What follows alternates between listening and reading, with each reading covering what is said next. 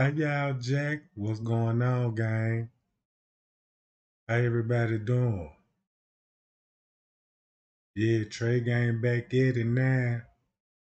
And we got a whole lot to talk about, y'all. Man, we gonna have look, we got a whole lot to talk about. What's going on, gang? We got good audio, we got good audio. You know what I'm talking about? All right, all right.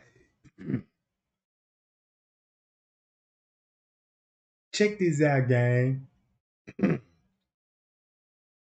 About some of the murder cases, what I've been looking into. Now, keep this in mind. Now, I be looking into other cases. I just don't be putting this shit on YouTube because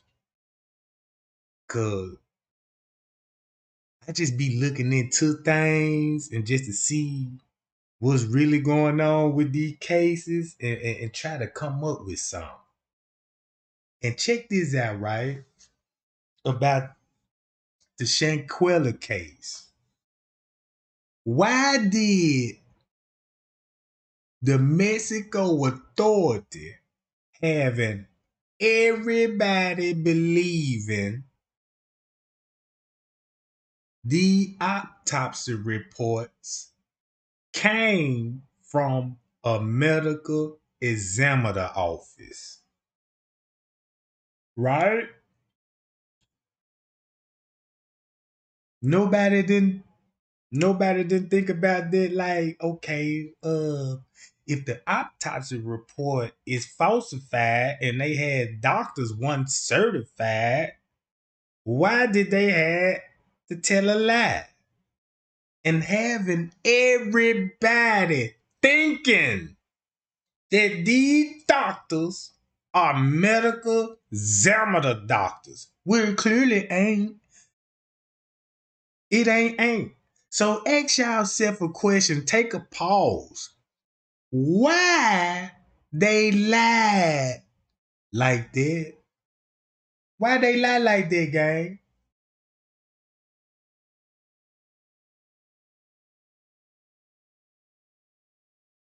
I'm still. I ain't even just how can I say this shit, right? I'm trying to see the best words I can describe this. All right. Keep this in mind, gang. We finna go ham. All right. Everybody know that Shanquella was beaten up, right? Everybody know that. Before we saw the video of Shanquella getting beat up, even before we heard her case, they slick wanted to rule it was an accident. Well, it wasn't no slick to it. They ruled the shit an accident. Okay. Oh, I'm finna tell y'all, you know what I'm talking about? I'm finna tell y'all about the autopsy report. Keep this in mind. Before we heard of the Shanquella case, they ruled it as an accident, right? And they list the injuries: broken spinal, broken neck.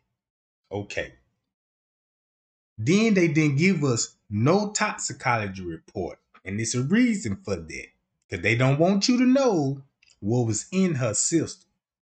But we can all verify that they said, Wiggins said, the doctor reported in the paperwork they were getting her adrenaline.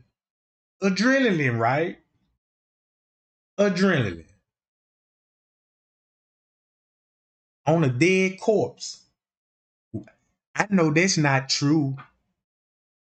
The CPR, I know that's not true. All right. Keep this in mind.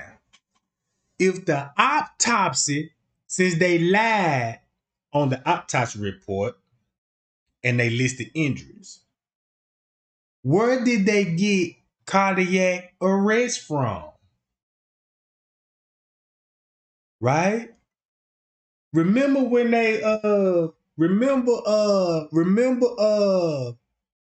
They switched it up and with like Fox News reported it, the big major news reported this shit.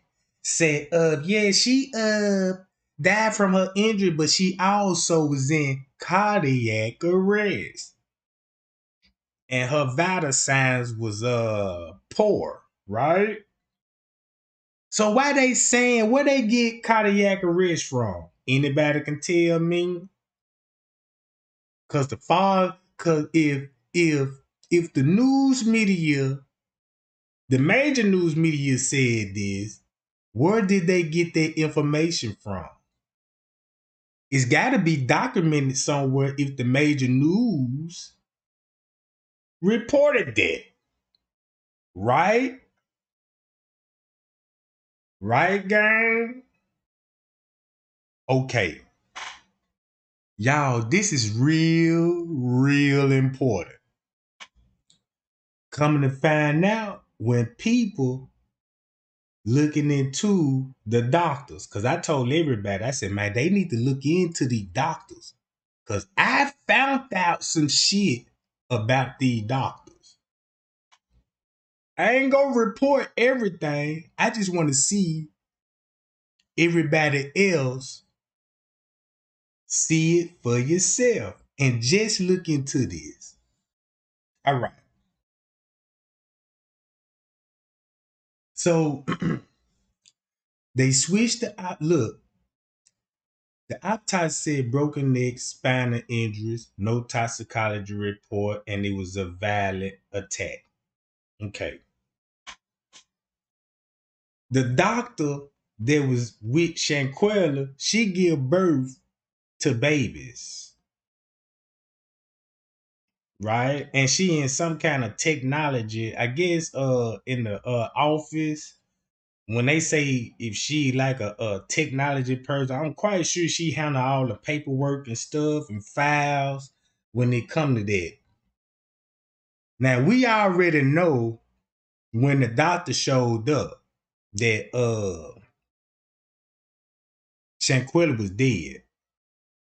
I don't care what the news media trying to say that when the doctor showed up, Shanquella was still alive. Don't go for it, gang.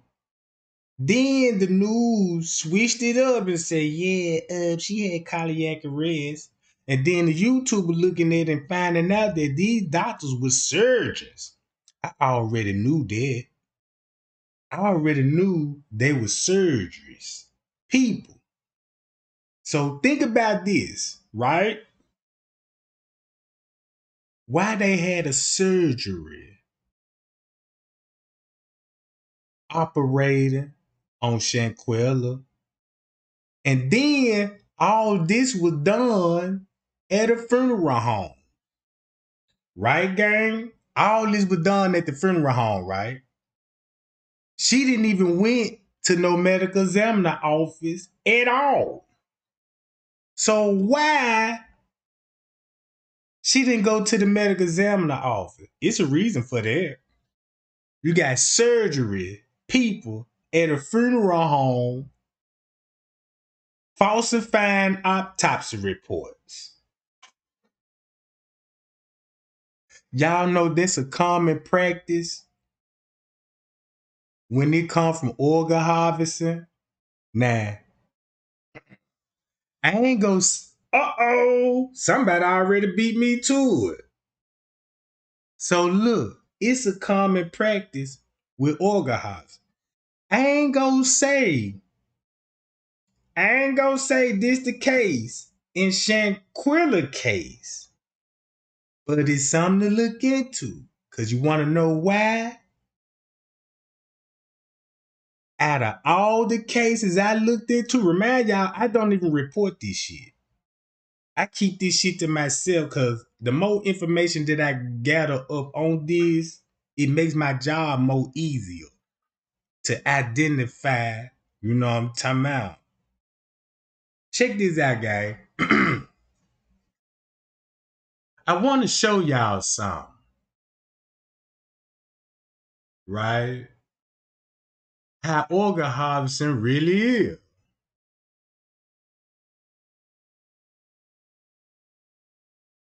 Check this out. Bear with me.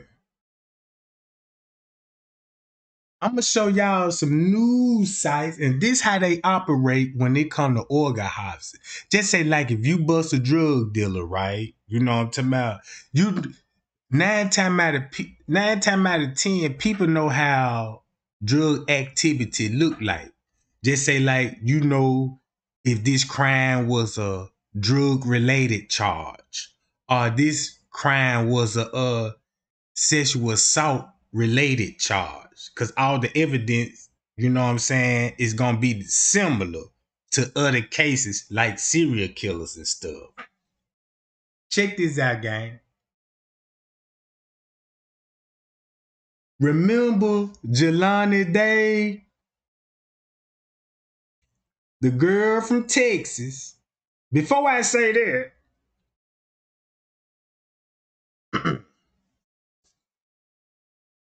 this Mexico, United States, and we already know how United States like Chicago, Texas, Las Vegas, organ harvesting out the roof. Funeral homes that got busted. They showing you how this funeral home connected to this funeral home across the states, and that funeral home is connected to Canada and all of this, right? Y'all see United States and Mexico in the red. But then once you get in Peru, y'all can see these all the transportation rates. Australia, Egypt,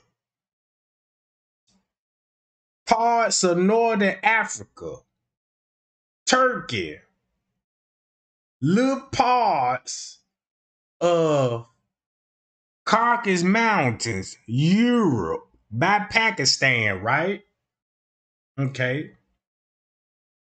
Explaining this organ trafficking shit. Jelani Day eyes was missing. That's 30 G's. His lung was gone. That's 150,000. And remember Kendrick Johnson when I'm telling y'all this too. Cause he ain't had none of this in his system. You got the heart going for 130,000.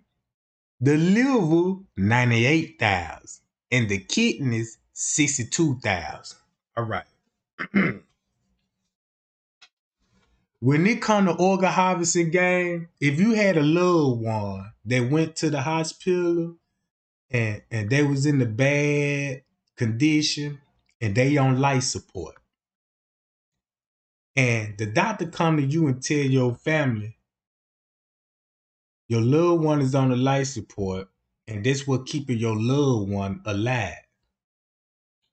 So, but your loved one is suffering in pain by being on life support, and they gonna come up with an excuse for you to pull the plug. Ain't that common?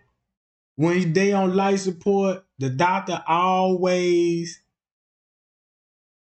convince the family, pull the plug. It's a reason why they pulled the plug.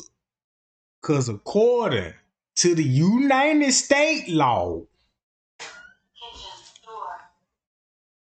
see what I'm talking about? According to the United States law, right? Soon when they pull the plug on your family member, they can take your organs. And they got 15 minutes to do it. Because that person would still be alive, but it'd be in a vulnerable state. So that person not dead.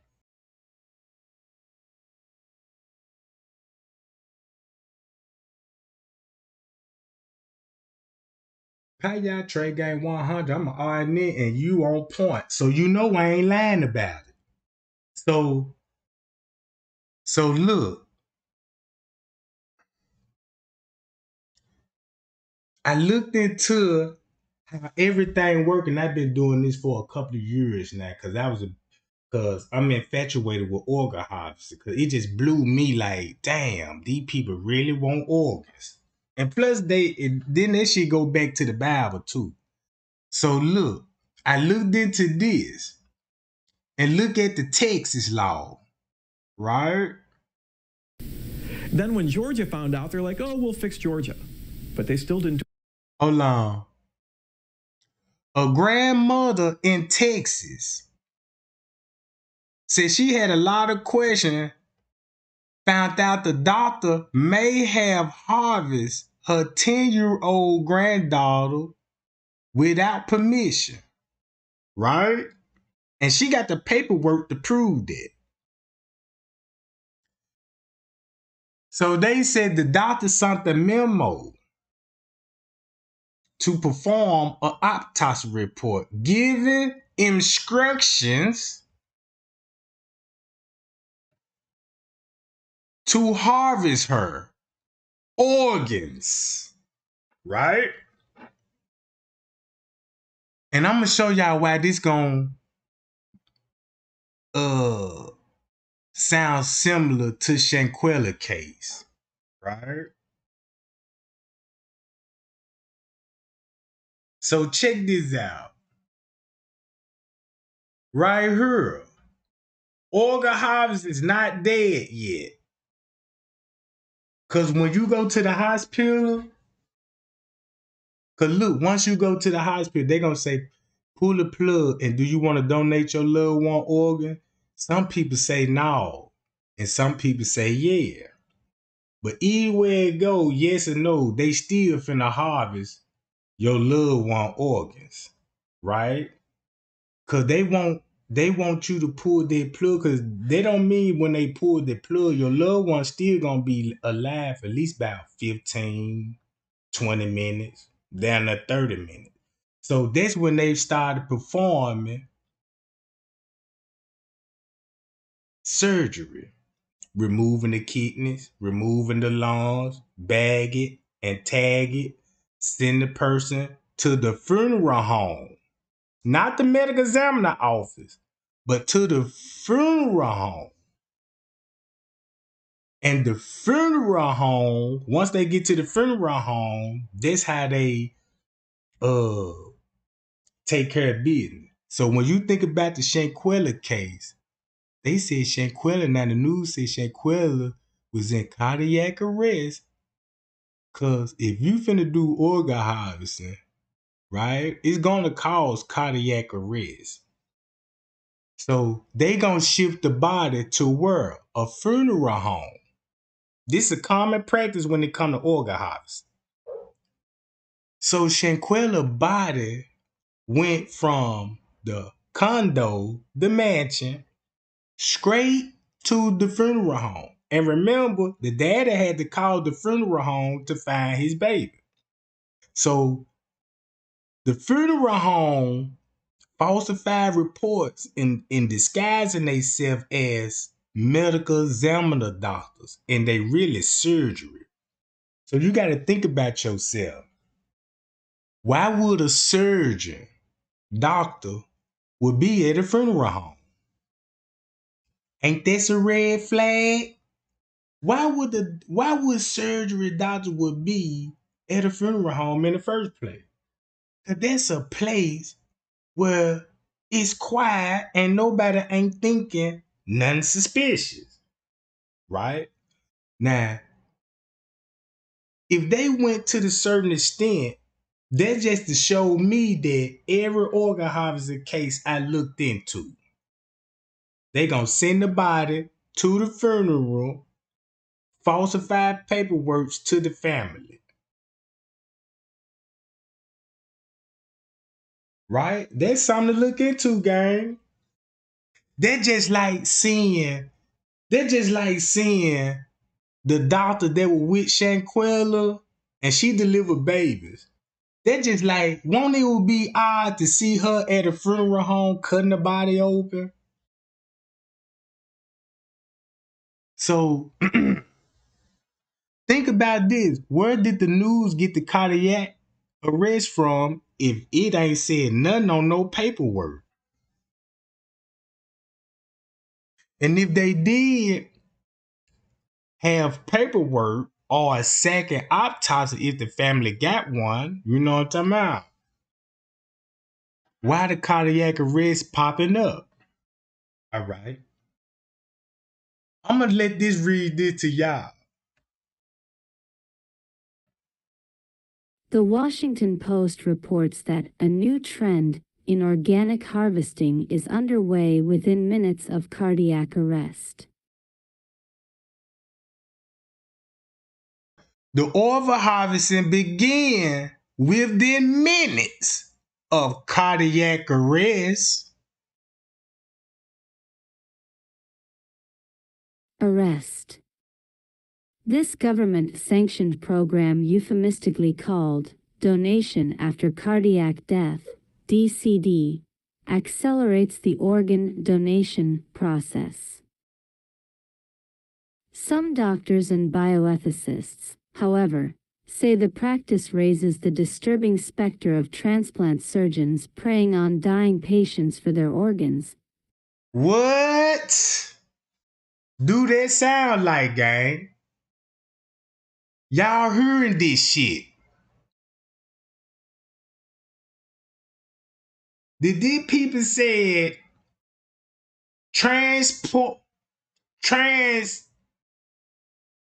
look, they got surgery, doctors praying on dying patients for their organs.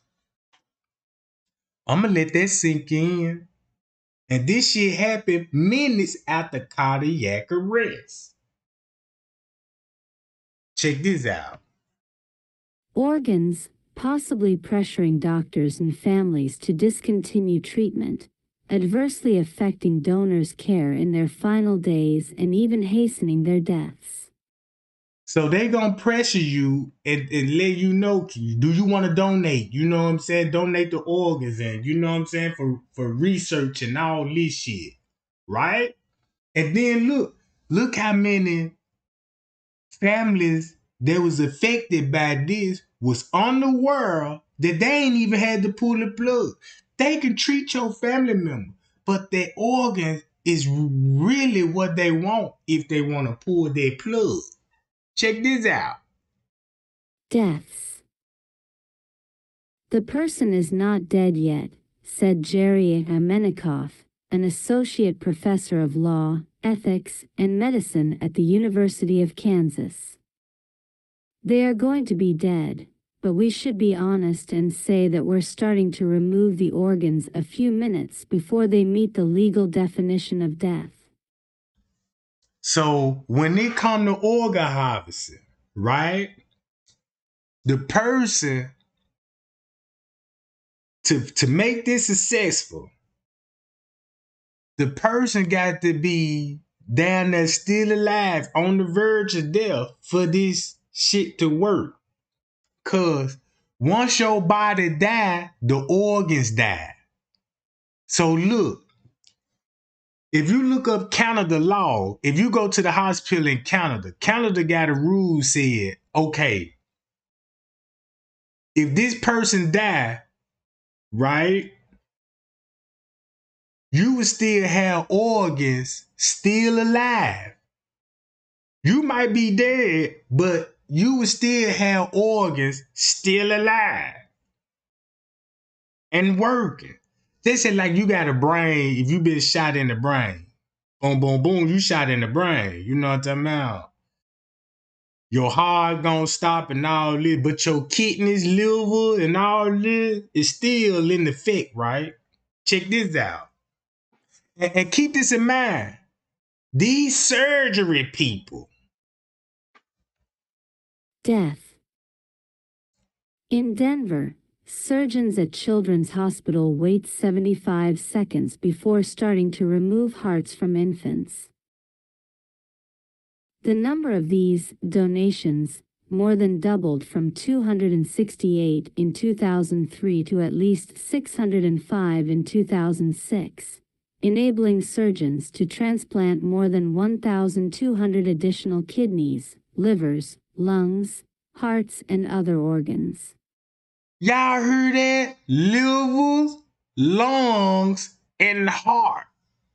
That means all of these organs will still be functioning. You be dead, but you will be dead, but your organs will still be functioning. But it's only a matter of time to get it while it's still functioning, and you can freeze it and do all of that. You see what I'm saying, gang? Yow. Organs. It's starting to go up exponentially, said James Burdick, who leads organ donor efforts at the Federal Department of Health and Human Services. The Post reports, when surgeons resurrected what was then called non-beating heart donation in the 1990s, critics called it ghoulish and said it raised a host of ethical questions. Now think about this.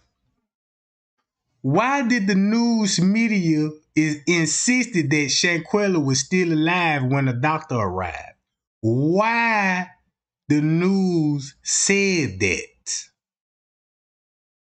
And everybody was like, damn, which one it is? Did she die at 3 or did she die in that morning? Now we know she died that morning. We know she died that morning, right? So it's a reason why they were trying to say she was still alive when the doctor came up and she was checking vital signs and all of a sudden she went in cardiac arrest. Think about that for a minute. Questions. Some called it tantamount to murder. It is. However, the race to catch up to China's policy of live vivisection organ removal from prisoners is underway right here in the U.S. where the Post. Now y'all heard that? I can pull up a case right now that a man was locked up. A man was locked up. And he had a medical condition.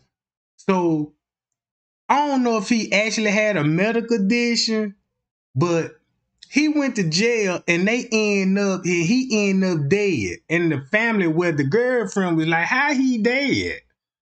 And then when she was asking for the body, you know what I'm saying, when they finally got it, he missing the fucking brain. And they told her that, you know what I'm saying, by law, you know what I'm saying, they could use his brain for further studies in the future. Look it up. Just look up man brain missing in jail. And it's going to pull it up. Right? Not only that, Willie D made a video of another case that a man was in jail, went to the hospital, had surgery. He had surgery. And after his surgery, his health declined rapidly. And he died in jail. Right? So watch this. Post reports, the trend is expected to accelerate this year. It's a big trend. So far as we know, our right to informed consent, which means the right to say, no, has been abrogated without so much as a public hearing. The number of kidneys, livers, and other body parts surgeons are harvesting through a controversial approach to organ donation has started to rise rapidly. So think about this. That's probably why they had surgery, people. And it's probably why the doctor stayed with Shanquella so long to make contact with people in her medical field. Because when it all boiled down, you had surgery people involved with Shanquella case. Now, I just can't overlook this shit. Because if you didn't take the body and let a medical examiner officer to diagnose the cause of death, right? She might have a broken neck and a broken injury and all this broken spinal cord. I don't doubt that at all. You know what I mean? I don't doubt that at all. And I felt like they had to release that information because of the fight video. They had knowledge that the video was leaked. So you gon' have to list their injury and hide the toxicology report. Cause Khalid didn't say we got our first dead body for nothing. For nothing. And coming to find out, right, Shanquella was there before anybody showed up. Keep this in mind that dude that went live and he spilling the tea and he called the flight reservations and all this shit. And I know y'all watch this shit, right? Shanquella beat everybody there. So it would make sense that they got to arguing or had a disagreement about the master suite, right? Think about it. About the master suite, right? And I can see why, because Shanquella showed up and Shanquella already claimed the room or whatever the case may be. The video of her walking around the house and went to and she went where Denasia and Donovan Winovich at. Now I understand why they bags wasn't even unpacked. Cause Denasia felt some type of way like, damn, this bitch got the master suite, but it's my birthday. Right? So that's what that awkward moment could have been. Cause it would look like they would be just arriving there. Right? And Shanquella already there. So it was already hostile, you know what I'm saying, when she went in that room, right? Keep that in mind. So boom. If you look at that video, like, they had a problem with Shanquella had the room. All right. That's why they weren't talking to her. So what they did, from my theory, after that, when Shanquella was like, come on, y'all hold, because she was already naked. Remember that she was already naked, right? So that means, you know what I'm talking about, she been there for a while, and when they showed up, she was waiting on them to show up. So boom. When they got there, then this bitch got the room, and next thing you know, it's my birthday, and they may had a couple of words, and next thing you know, they left it alone and started eating tacos and drinking. Cause remember, they weren't drunk yet in that video. They weren't drunk yet. They weren't drinking. Cause when I look at the video, now one of them didn't even have their bags unpacked. Like, yeah, you know what I'm talking about. All right.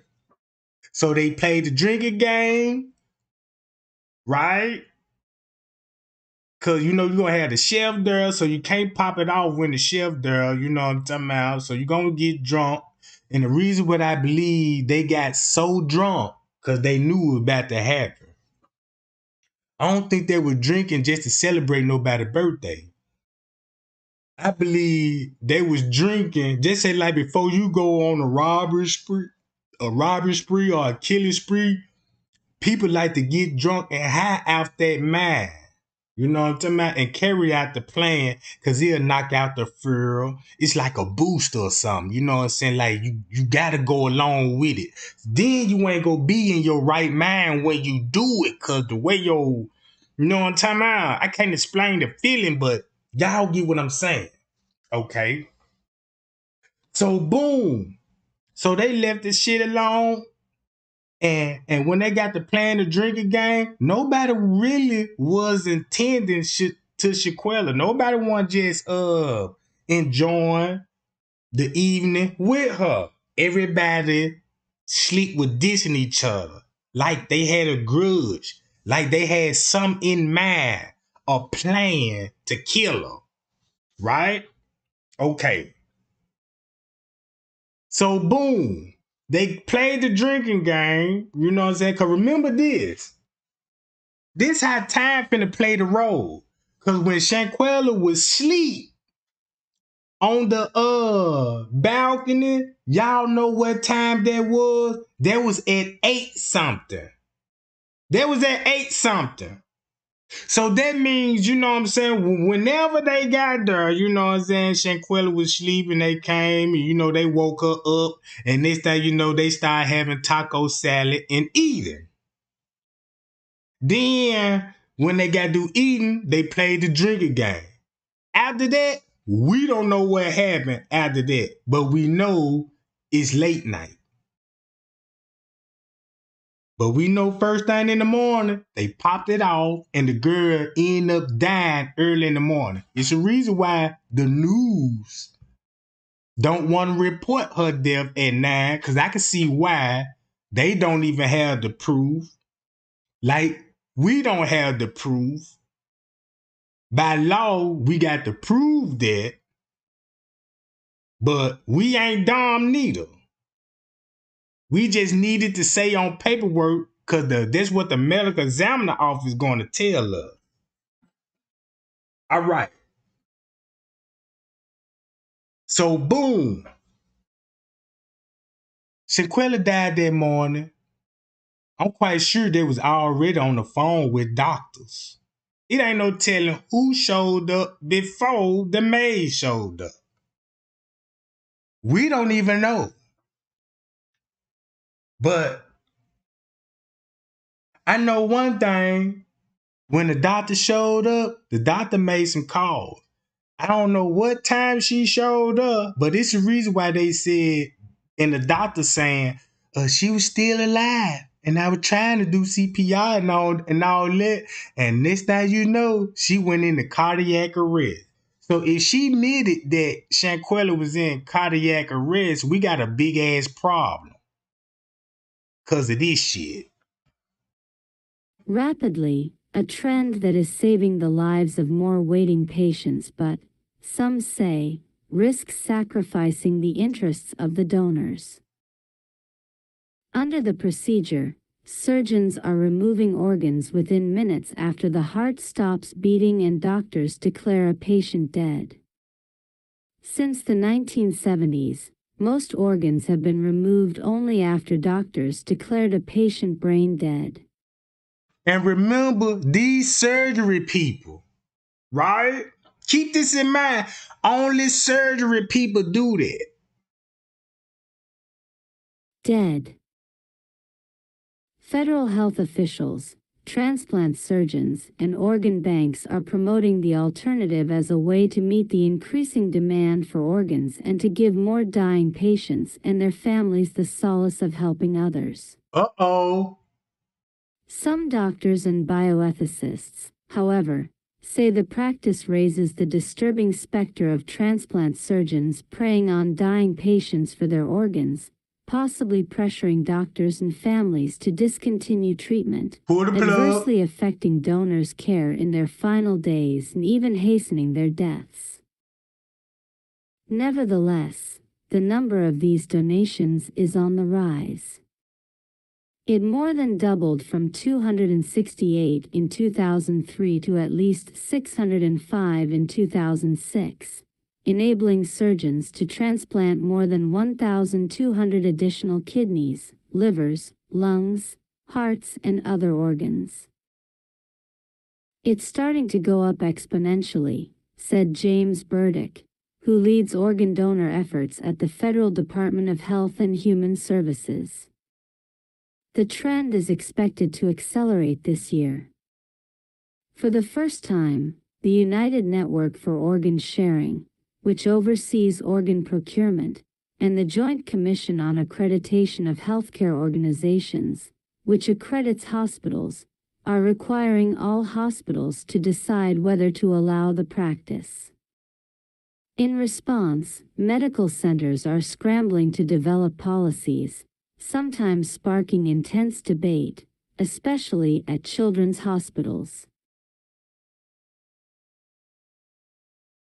Now y'all know why Freemasonry, the Masons, love the kids' hospital. And that's why they be funding the kids' hospitals. They put on the show like they all for the kids. Think about this. You got a men's society full of men that's educated. They got degrees. They intelligent and they smart as fuck. Why they so interested in kids? Right? I'm gonna explain that. It's an example of pushing the envelope to get more organs, said Mhm. Stuart J. Youngner, a bioethicist at Case Western Reserve University. Whenever we do that, we tend to step on various traditional social taboos.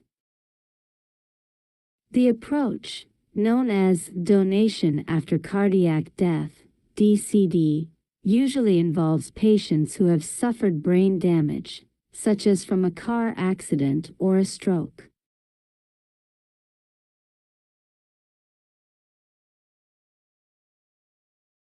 Y'all heard that? Listen to this shit, bruh. This shit serious.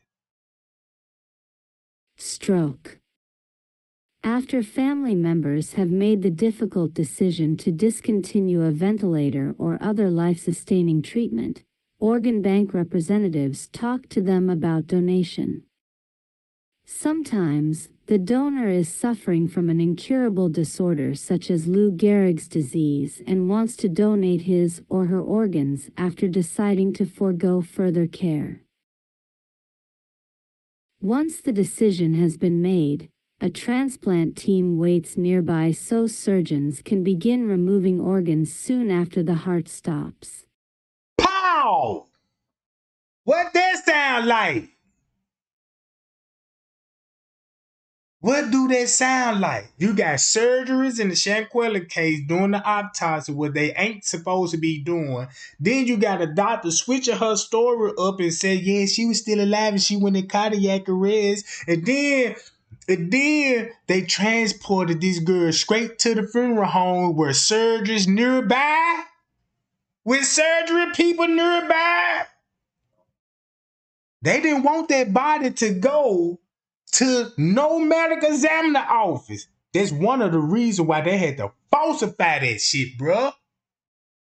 You see what I'm saying? Watch this. Stops.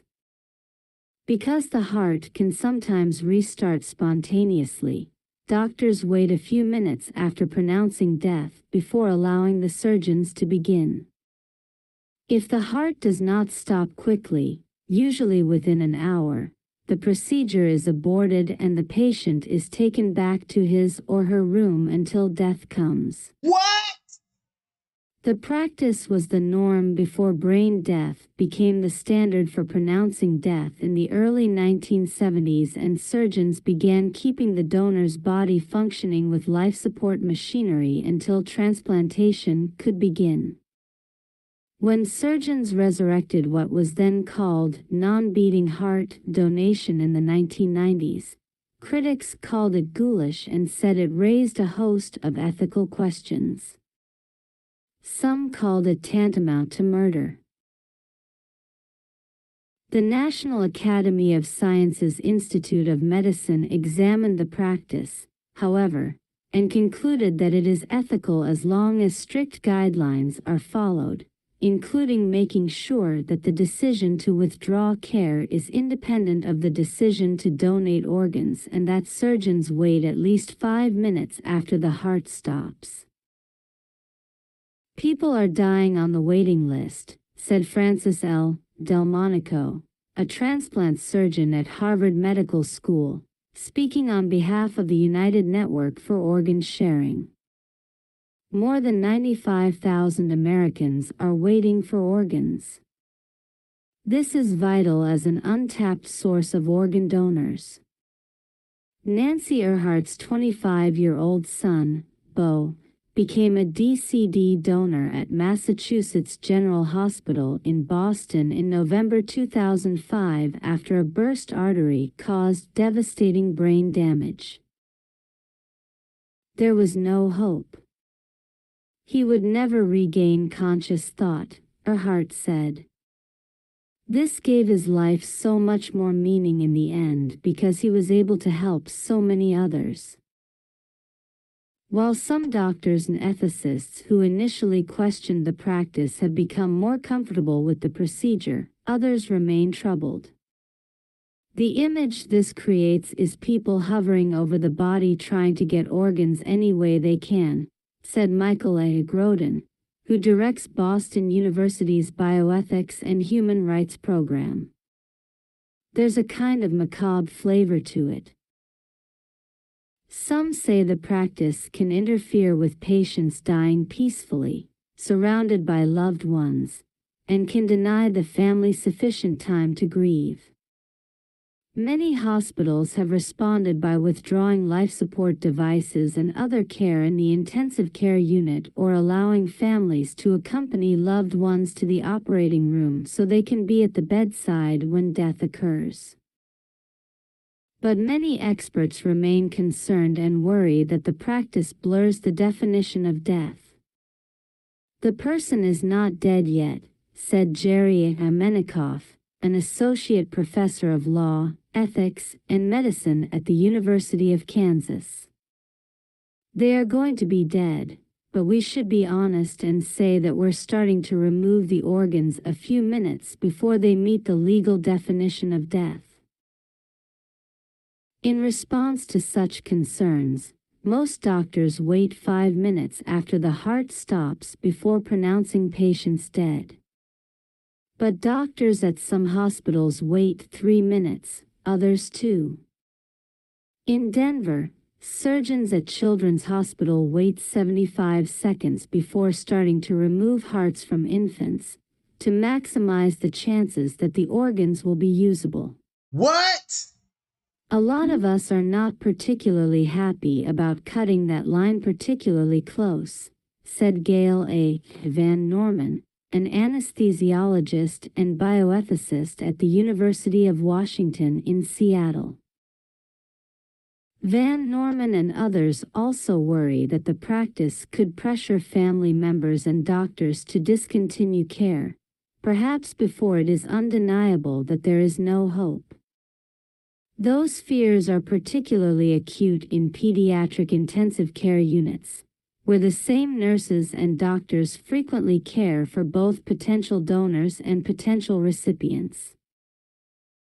While many hospitals are adopting DCD policies, others have delayed because of objections. Some are opting out. One hospital chain went ahead but then instituted a moratorium because of concerns that the local organ bank was becoming too aggressive. In addition to giving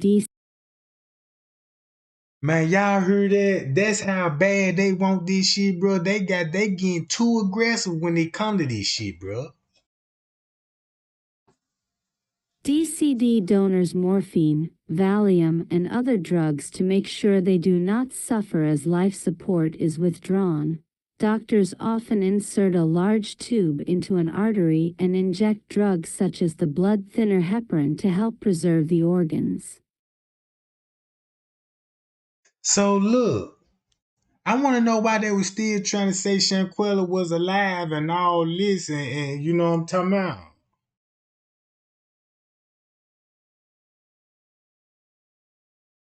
Organs. Some say those measures may hasten death. It's worrisome when you stop thinking of the person who is dying as a patient but rather as a set of organs, and start thinking more about what's best for the patient in the next room waiting for the organs, Van Norman said. In California, police and state medical authorities are investigating whether doctors did anything to speed the death of a donor in San Luis Obispo last year. David Crippen, a University of Pittsburgh critical care specialist, asked, "Now that we've established that we're going to take organs from patients who have a prognosis of death, but who do not meet the strict definition of death, might we become more interested in taking organs from patients who are not dead at all but who are incapacitated or disabled?" One fear among health experts is that such concerns will discourage people from signing organ donor cards. Supporters, however, argue that hospitals have stringent safeguards are in place. Each case is reviewed by an independent panel, and the decision to withdraw care is separated from the decision to become a donor. They also argue that DCD patients meet the legal definition of death because there is no intention of reviving them, and that there is no evidence that anything done to the donors hastens their deaths. "We are saying that if it is feasible and we can do it in a way that does not harm the patient, then we should do this," said Michael A. DeVita, a professor of internal and critical care medicine at the University of Pittsburgh. "We believe it's the right thing to do for the patients who want to donate and for those who need organs." Fair use notice: this may contain copyright material the use of which has not always been specifically authorized by the copyright owner. Such material is made available for educational purposes, to advance understanding of human rights, democracy, scientific, moral, ethical, and social justice issues, etc. It is believed that this constitutes a fair use of any such copyrighted material as provided for in Title 17 U.S.C. Section 107 of the U.S. Copyright Law. This material is distributed without profit.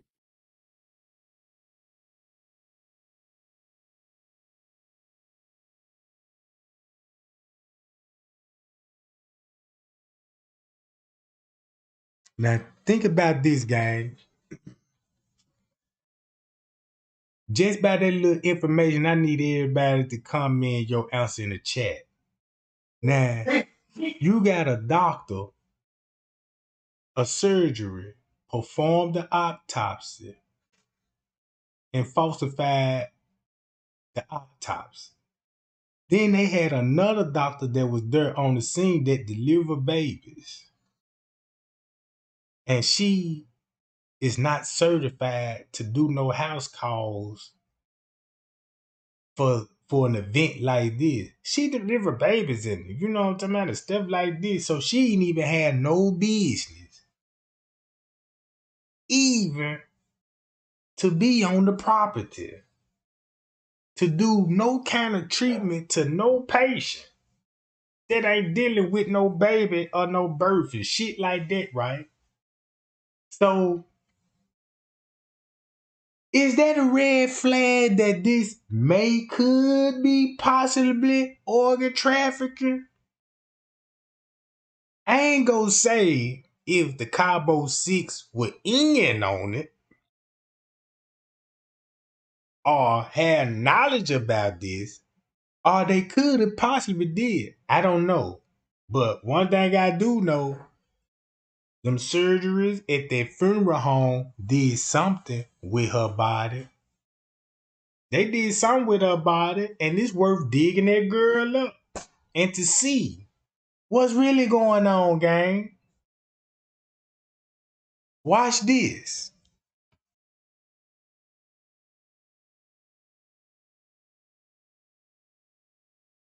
Illegal weapons trafficking, human trafficking, and organ trafficking are three illicit trades in which smuggled goods are transported via clandestine ratlins, the supply meeting the demand, in a simple value transaction. Of the three, organ trafficking is perhaps the most rare and least understood. Those who get too close to the gangsters, and gangster governments, who perpetrate these crimes and come between the criminals and their profits tend to have a fairly short lifespan in many instances. What is interesting about these value transitions is that they involve underground systems. I stress systems as the key here because these transactions do not happen in a vacuum. Organ trafficking in particular requires a unique form of underground railroad with skilled technicians who kidnaps victims, remove their organs, efficiently transport those organs, and then transplant them into waiting patients. With more overhead involved than trafficking women and children for prostitution, or smuggling drugs, it is interesting that more has not been exposed when it comes to the illegal harvesting of organs. From recent reports out of Egypt, to rumors about ISIS, and industrial-scale organ trafficking in China, the phenomena is very real and represents a gross human rights violation which is rarely spoken of in international forums. Egypt. A recent news report out of Somalia recounts the journey of a woman and her 2 children who traveled to Egypt, most likely being trafficked by the East African version of a coyote who shuttles refugees and migrants from sub-Saharan Africa to Europe. By one account, the woman was unable to pay the traffickers, so they turned to another way to extract value from their human cargo. All 3 were murdered and sliced open, their livers and kidneys harvested for retail sale on the black market. Mexico.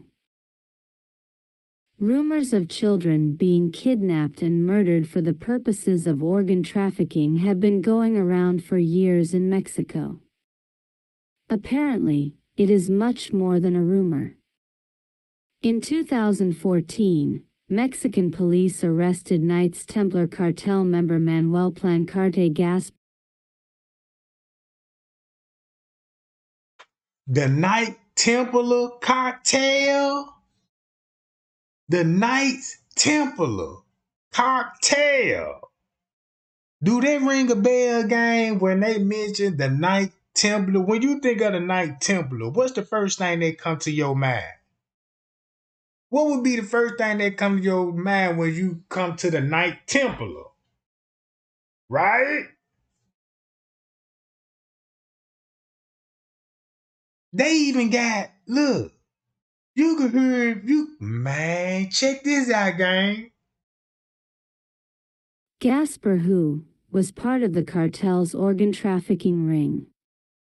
The ring would kidnap children and take them to rented homes with medical equipment where their organs were removed, AP reported. So look, they'll rent out rooms, houses, where people would be on standby with medical equipment. Think about the Jelani Day case when he was meeting up with somebody and they got to be in the medical field because that's what he into, and nobody can lure him but his friends, his college students. You know what I'm talking about? And the people that socialize with college students.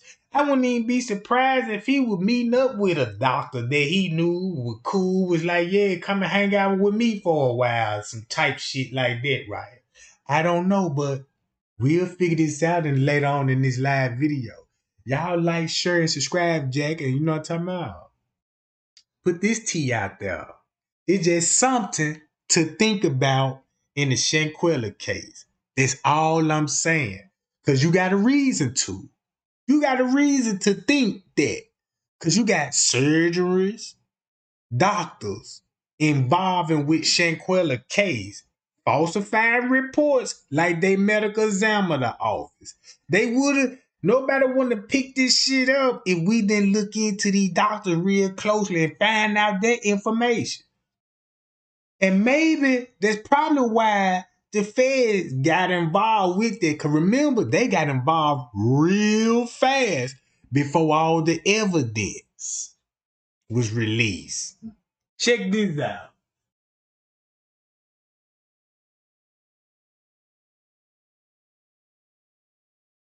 Reported. Mexican drug cartels have been diversifying their business model, getting away from the drug trade in exchange for oil smuggling and extortion, illegal logging, selling stolen vehicles, human trafficking, and illegal mining. Organ harvesting can also be added to this list. Dr. Jose Manuel Mireles, the subject of the documentary Cartel Land, also made the claim that his anti-cartel vigilante group, Autodefensas, intercepted a group of children who had been kidnapped during a school field trip and were being transported via refrigeration truck prior to being rescued. Don't that sound familiar in my last live when they was like, they got to patrol the school zone? Mexico got to control the school zone because that's how they snatching kids and tourists up. It ain't even safe to walk, gang. I just went live. Hold on, gang. I just went live, gang. And you heard the lady, she was like, they got to have security around the schools because you got people preying on the kids, snatching them up, and they missing, and come to find out they victims of organ harvest and kidnapping and human trafficking shit, right? Then you got United States tourists ain't even safe. Cause soon when they go to Mexico, look, all hell break loose. You see what I'm saying? Mexico is not what people think it is. That's why the Fed got a travel ban on this shit, because they is not going to tell us all of this. Why is the reason of the travel ban? You know what I'm talking about? It's the reason why these people be jumping their goddamn fence coming over here. It's a reason for that. Them people ain't doing that shit for nothing because it ain't no jobs over there and all this. That ain't, you know what I'm saying? That ain't the main reason. Look what we coming up on, gang. This is a crisis out here. It's fucked up. It's fucked up in the world. You know what I'm talking about? Since we hear so little of this shit, we don't take it real serious because they don't broadcast this like little Snoop on camera running up on the ops and gunning him down and getting millions and millions of views. You know what I'm talking about?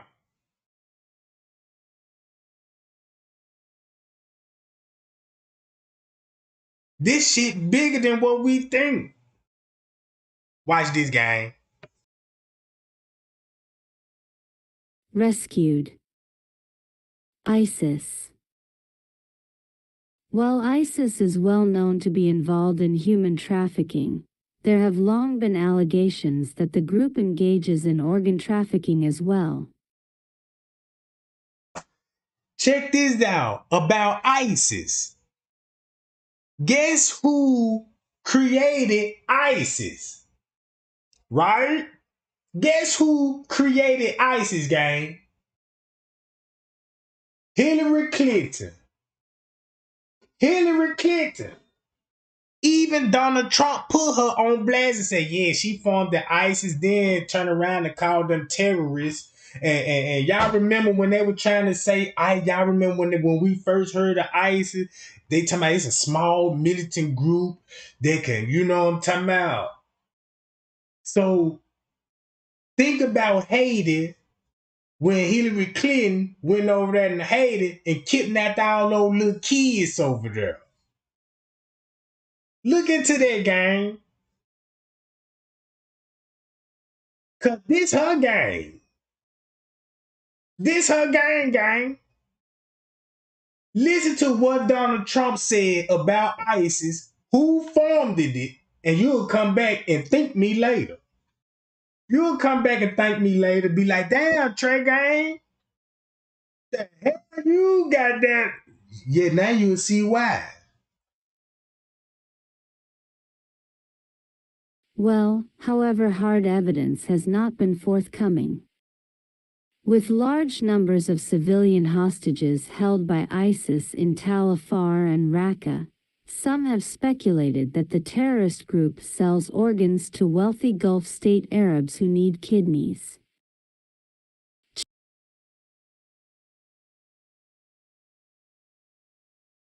Matter of fact, I should go on and pull that video up. Give me a minute, gang. I'm finna pull the video up right quick. Give me 1 second on ISIS.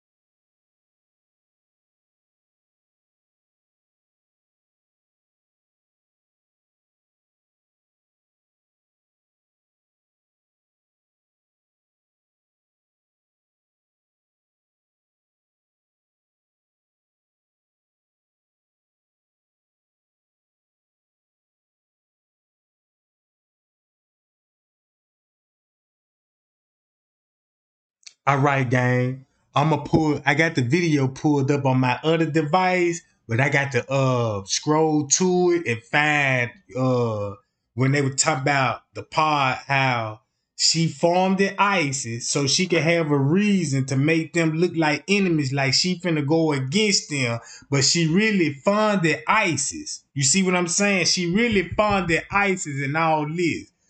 But I'm gonna show the video in a minute, gang. But let's continue. China. Perhaps the most prolific organ harvesters are not a terrorist group or drug cartel, but a state.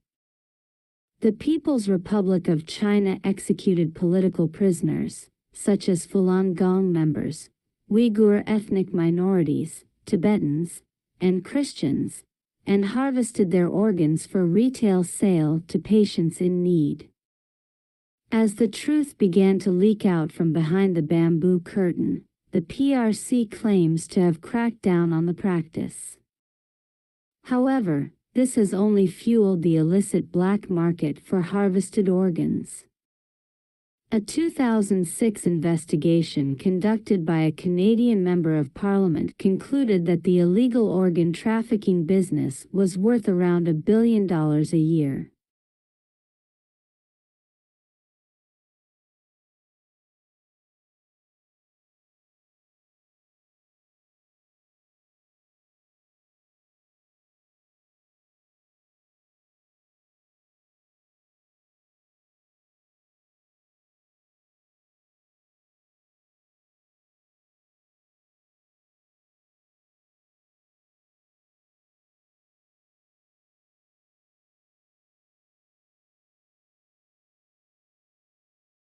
And you take a look at her website, she's going to raise taxes $1.3 trillion.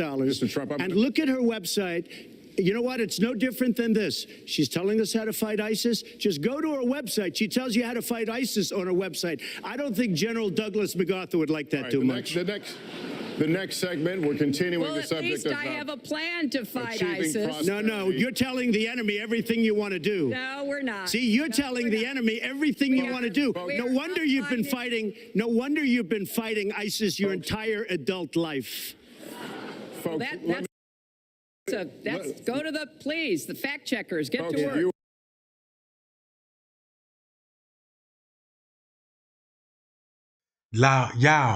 Y'all go watch that whole debate about ISIS, right? The reason why he said, no wonder why you've been fighting ISIS your whole adult life, and she's smiling about it. Trump's serious because he know what's going on, right? He's serious. I watched that whole debate and my mind was blown. Now I understand why Hillary Clinton was up on investigation for human trafficking in Haiti. For human trafficking in Haiti, her top lady took the fall for the human trafficking. The lady that she paid millions of dollars to go to Haiti, get all the children, and told the children they mama died. They parents dead and all this, and they're gonna send them to concentration camps and give them new lives in America, right? Y'all remember that shit? That tragic shit that happened. Go watch this. Donald Trump exposed all of that shit, bro. And that shit finna make sense when it come to organ harvesting and human trafficking. And she is the cause of some of that shit that's going on.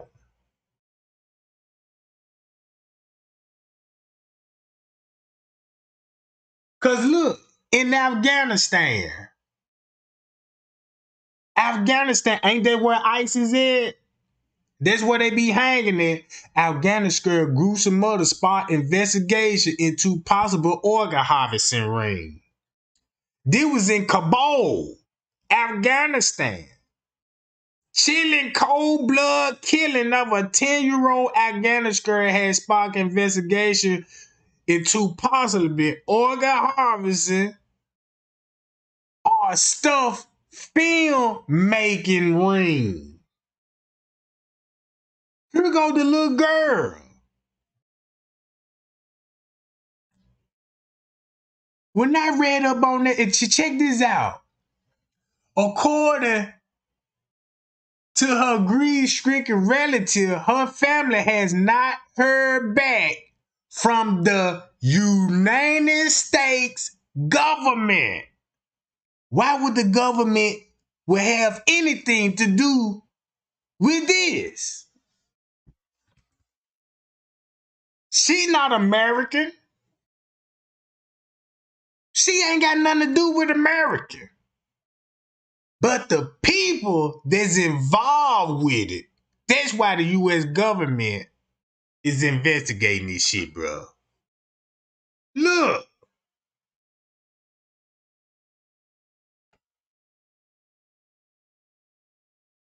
In the early hours of a Friday earlier this month, the only weekend day in Afghanistan, the girl allegedly was targeted by her neighbor to do them a favor and buy them bread, her relatives said.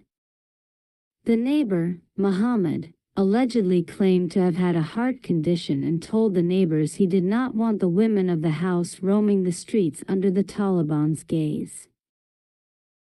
The women were relentless, the sobbing grandmother, Parveen, recalls. They made Henna get out of bed, and that is how they got her. The area in Kabul where Henna was found dead after being told to leave home to buy bread by a neighbor. Jake Simkin. Henna's grandmother Parveen speaking about the murder. Jake Simkin. But when Henna went to deliver the bread, her family says, she was abducted and murdered.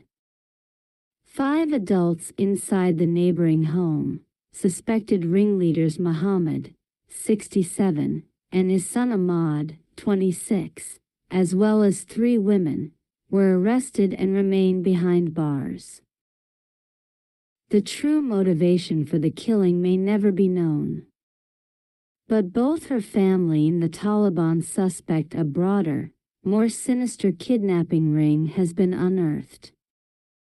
The 2 men of the house had already been taken in for questioning a week earlier, Taliban police say, on suspicions of child abductions and organ harvesting, and the property was under surveillance when the grim homicide took place. Henna apparently was suffocated and the side of her neck was severed, and she sustained multiple stab wounds around her abdominal region, as evidenced by pictures of her wounds. The blood-stained clothes Henna was found in. Jake Simkin. They tied a scarf around her neck, and then there were at least 7 or 8 knives to the stomach, possibly trying to remove the organ, said Taliban Police Commander Mawalwi Taib, head of the Criminal Investigation Department. As per Islamic custom, she was buried immediately before a proper autopsy and investigation could be conducted. That's probably why they had to falsify Shanquella autopsy report and give it to the family so the family won't have to go to the medical examiner office, right? And so, boom, they list the injuries because they knew the fight video was released. So release the injury because the fight video been disclosed because now they're going to have to explain the fight because now you got a video of a fight. All right? So that would get everybody mind to be on their ass about the fight video and the injuries, right? And there'll be a cover up, the main cover up for organ harvest. Cause keep this in mind, I don't think the fight would have got to a certain extent, gang, about the room or who had the master suite, right? Now that could be one of the reasons to pop it off.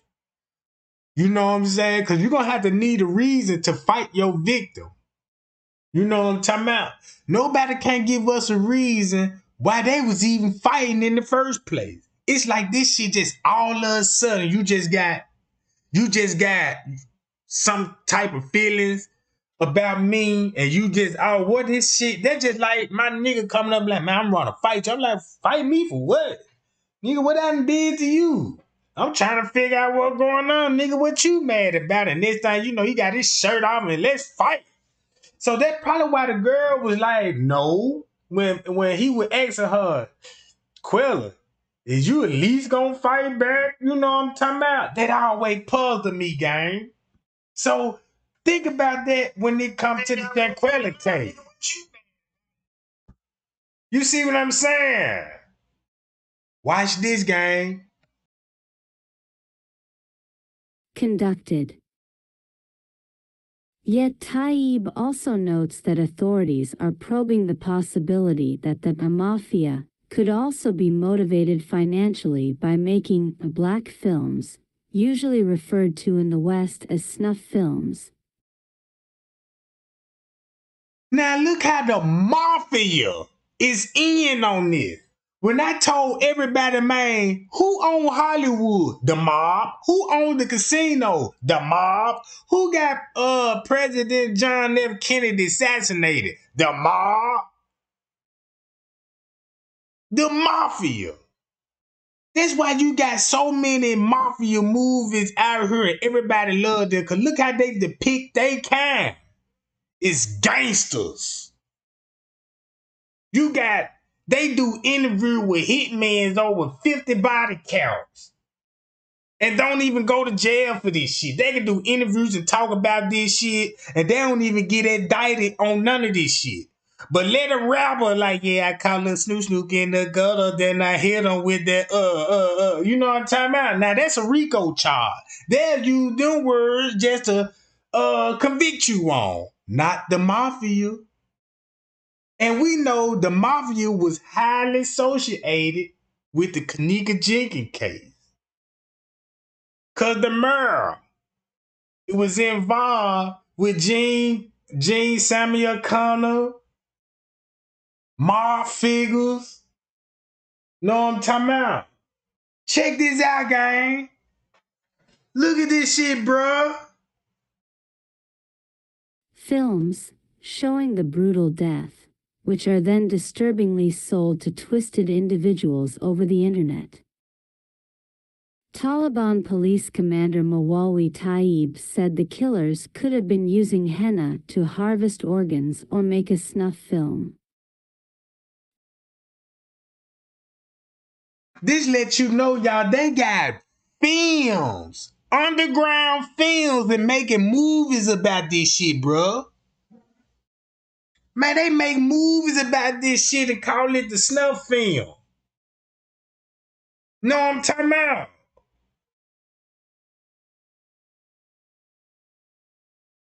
Just think about Hollywood.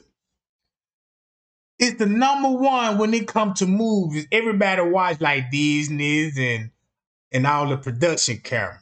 What else they doing with those cameras when y'all think they be filming, making personal films?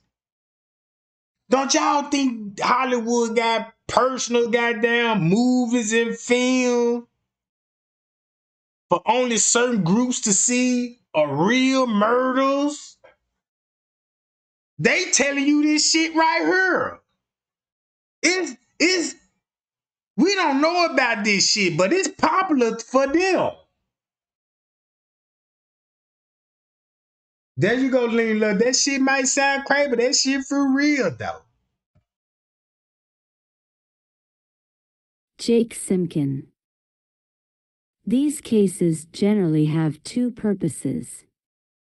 One is to take body parts, usually the kidneys, and the second is to make black films, he says. We have not seen a film so far, but it seems they were targeting her to remove body parts to sell. So they made a film when they did this shit. You see what I'm saying? So they made a film. They basically said they made a black film about this shit, bro. Now that's the first I heard of this shit. Sell. Taliban police forces believe the suspects have been kidnapping and killing people for around 5 years, continuously moving from province to avoid capture. The organ harvesting trade has become something of an underground business in Afghanistan in recent years amid a lawless environment, rife with corruption and the majority of resources devoted to the war effort. Impoverished Afghans have also volunteered to surrender one of their 2 kidneys for a quick financial boost, often leaving them too weak to work and deepening their financial burden. Dr. Dil Akka Mababi, Kabul's deputy head of the forensic department, is skeptical that the alleged ring has such capabilities as organ harvesting, believing it was likely a revenge murder, or a kidnapping gone wrong, as no body parts were extracted. If a person dies, there is no part of the body that works at all. When a human dies, everything dies. If they were planning to do an organ transplant, they would have kept the child alive and cut from the center of the chest and put into cold storage, he explains. This could be a kidnapping for either money or because the child knew some secrets. Come on, gang. Y'all listen to what that man said. Y'all heard what that man saying, Jack?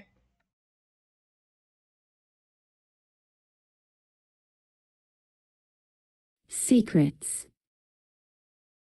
Dr. Dil Akka Mababi, Kabul's deputy head of the forensic department, is skeptical that Henna's killers would be capable of harvesting organs. Jake Simkin. Mababi stresses that the perpetrators would have needed to have been affiliated with a professional medical institute to undertake such an operation immediately. So you got Shanquella friends as nurses and shit. They were nurses. And then what a coincidence. They surrounded by surgeries, doctors. Nobody ain't looking into if they in the medical field. It ain't no telling who they professor connected to or what did they learn in the medical field. And you know what I'm saying? Just like come on, y'all. It's what a coincidence that these stories that we heard It sounded like it could be possible organ harvesting on Cabo end when it comes to Shanquella case. I don't know if Cabo would have something to do with it. But you could think that because Denasia is a nurse and Alicia work at a medical hotline. So what a coincidence.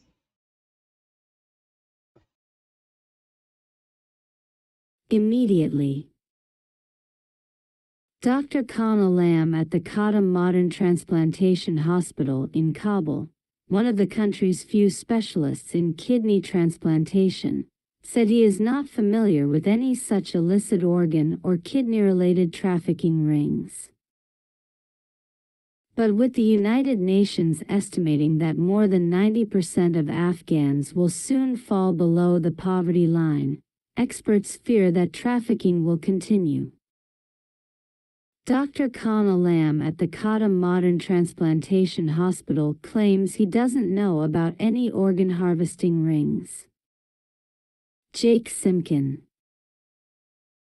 According to the Afghan Independent Human Rights Commission, most transnational trafficking cases, whether it be for organs, sex, or labor, involve children, and they are most often moved to neighboring nations including Iran, Pakistan, and India. In 2008, the Hamid Karzai-led Afghan government passed legislation mandating that kidnappers and human traffickers face life behind bars. However, the new Taliban regime has taken punishments significantly further. Last month, Taliban officials hung the already dead bodies of 4 alleged kidnappers, killed in an exchange of gunfire, in the streets of the northern city of Herat, as an ominous warning to any other criminals engaged in or contemplating the practice. The swift justice came a day after a family alerted authorities that a man and his teenage son were abducted. They were safely returned. Let this be a life lesson for other kidnappers, warned Molwi Shurahmad Amar, the city's deputy governor. 5 of Henna's neighbors were arrested for the crime. Jake Simkin. Yet trying to obtain any updates or insight in. So you mean to tell me her neighbor was arrested for the crime? You gotta watch your neighbor. You know what I'm talking about? You can't trust a neighbor, friend, families, and strangers and shit. So check this out. Into the Taliban's investigation on Henna's case remains an almost impossible task. Multiple regional security experts I spoke to on the matter say it's likely, given stretched capabilities and the limited resources of the new government, that the focus is less on what has already transpired and more on what happens next. Islam has its rules for major sins. For example, killing someone has different rules. If you do it intentionally, if you know the person and intentionally kill the person, you will be killed back, says Muhammad Youssef, who says he is around 32 years old and responsible for the Central Zone of Afghanistan at the Ministry for the Propagation of Virtue and the Prevention of Vice. One Taliban intelligence official indicated to me that the first slate of public executions, including the perpetrators of Henna's death, was supposed to take place earlier this month outside Eidgah Mosque in Kabul, but plans were derailed when a bomb blast erupted at the gates amid the memorial service for the mother of Chief Taliban spokesman Zabihullah Mujahid. We have thousands in the prisons, kidnappers and thieves, says the insider. People are tired of waiting. Henna's neighbors speaking about the little girl's murder. Jake Simkin. Since then, punishments have been halted as the Islamic Emirate of Afghanistan attempts to gain traction with the international community to release the $9.4 billion in frozen assets and offer humanitarian and financial aid to the economically beleaguered nation.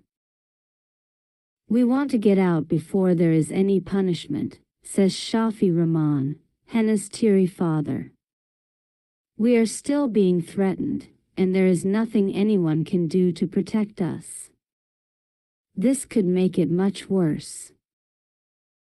But the consensus among the Afghans milling in the streets outside the home that Henna's life was taken are ardent about the type of punishment they want the perpetrators to face. Shafi Rahman, Henna's father, said the family is still being threatened after his daughter's murder. Jake Simkin. The kidnappers should be hanged in front of us, the residents, young and old, chant almost in unison. Another relative, Muhabullah, 30, says the Taliban even asked the father what punishment he wanted for those who took his daughter's life. But for Shafi Rahman, there is too much at stake to call for any executions. In frantic WhatsApp messages, Henna's family says they are receiving threatening calls and are followed each time they move to a new place or endeavor to step outside. The father says he was even pulled aside by mafia affiliates upon leaving the Central Command office last week after the Taliban called him in to verify the identities of the alleged murderers. The gang members took a pistol to me and told me to go back and tell the Taliban that these people are innocent and it was an accident, Shafi Rahman notes. And they told me if any member of that group is executed by the Taliban, they will kill all my family. So now we don't know where we should go. Even the Taliban have seemingly warned the mourning family to lie low. They told us to be very careful, he continues. It is a very big gang.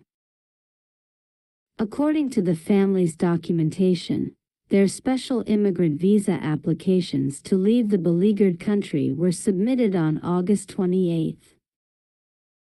The passport photo that Henna's family used as they attempted to leave Afghanistan. Jake Simkin.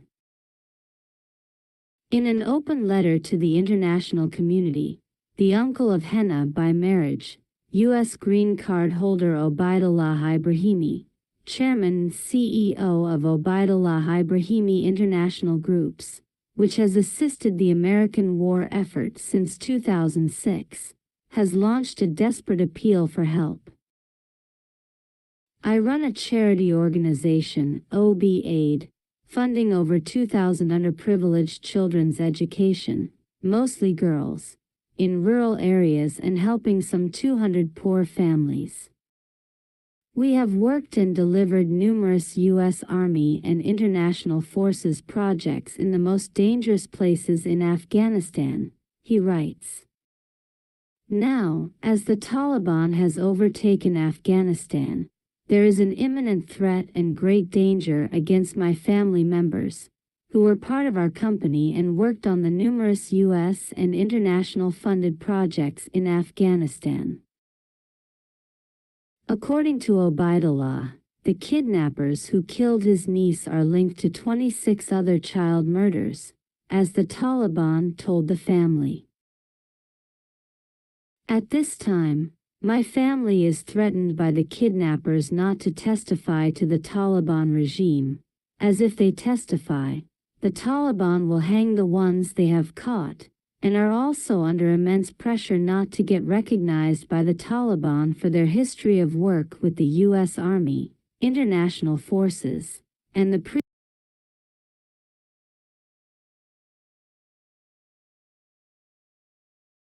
Man, The U.S. Army working with the Taliban? God damn! It all makes sense now. It all makes sense now about the fucking Taliban. And the U.S. government, the United States Army.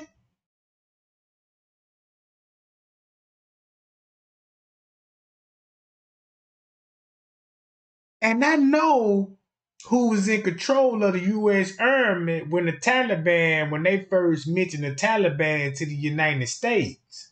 I remember all those news clips and articles, how they were talking about, fight the Taliban.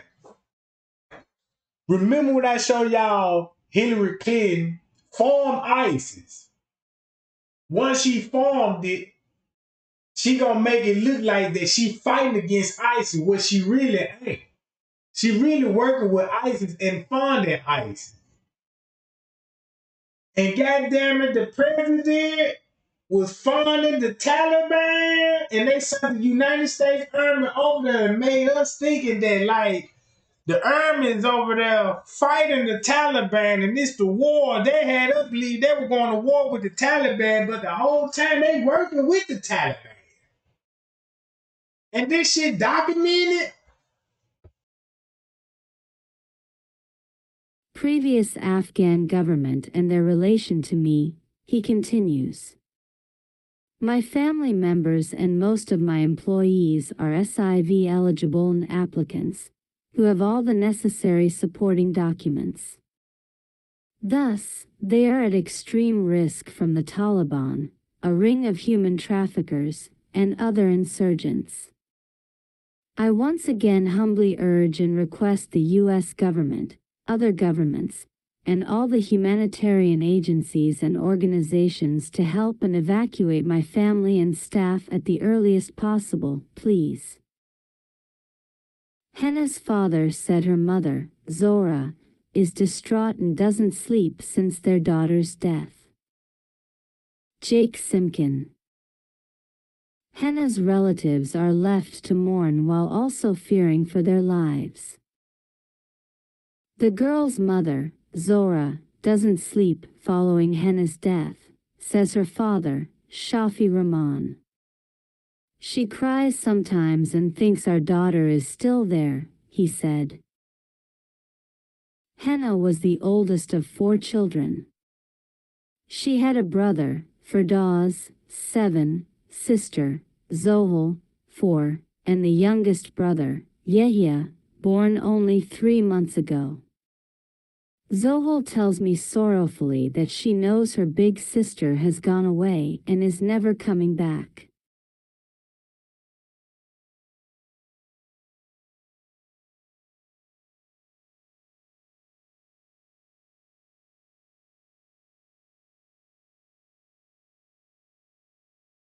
Texas woman say 10-year-old granddaughter organ may have been harvested without permission. And this in Texas, bruh. And this was in 2019. Y'all can look this up, right? You can look these cases up just like I did, because this was in Luba Block, Texas, whatever the fuck is that. You know what I'm talking about? Lou Block, Texas, the grandmama say she got a whole. I already went to this. Because she had documents, and when she was reading the documents, she discovered that these people was instructed to harvest her daughter organs. She said, we didn't sign up for this. I knew she had an autopsy because this is remove her. Look. This happened in Texas. Look that up.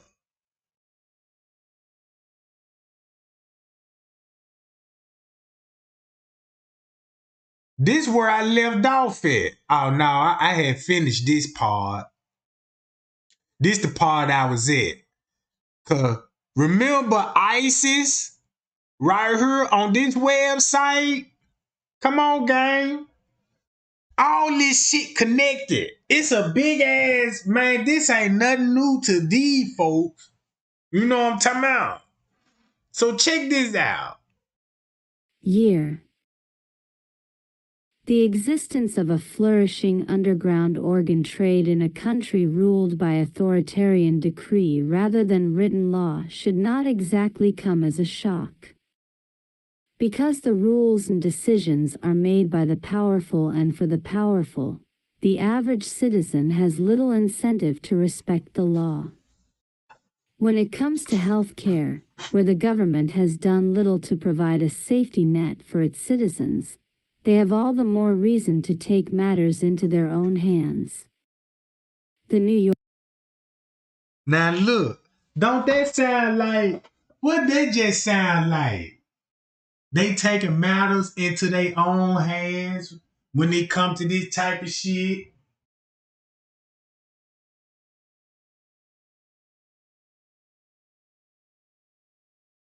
Mm. Yorker. A type of organ tourism has existed, and probably still does, in China, in which a wealthy foreigner in need of a transplant flies into the country and is prepped for surgery once on the mainland.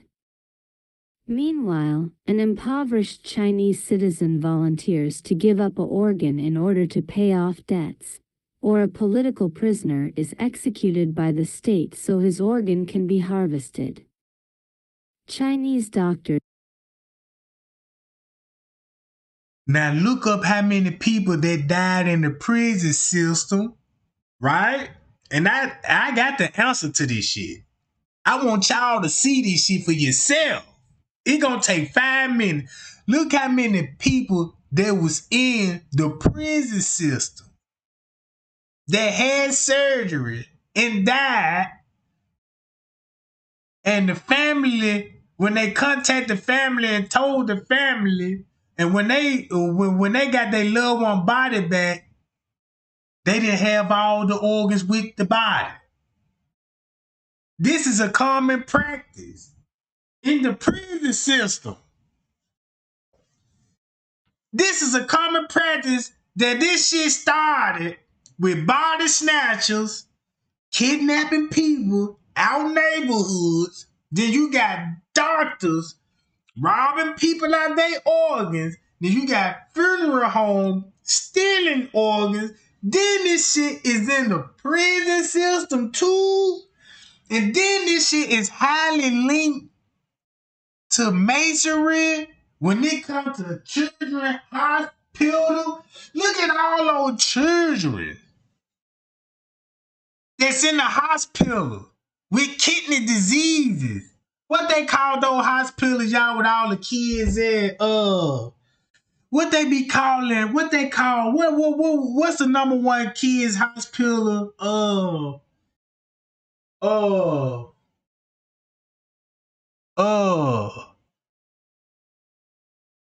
Damn, I forgot the name. But y'all know the kids' hospital, the Freemasons always go to, fund it.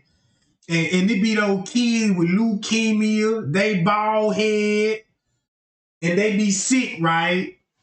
And yeah, St. Jude. St. Jude, Jack. So look, check this out. That's the number one hospital where they got all the kids in, and all those kids died. I ain't never seen no kid from St. Jude be like, oh my God, I'm curing cancer now. And I get to grow up and be an adult. They don't even grow up to down there to be no teenagers. It's a reason for that, gang. I want to know what they do with their body when they die.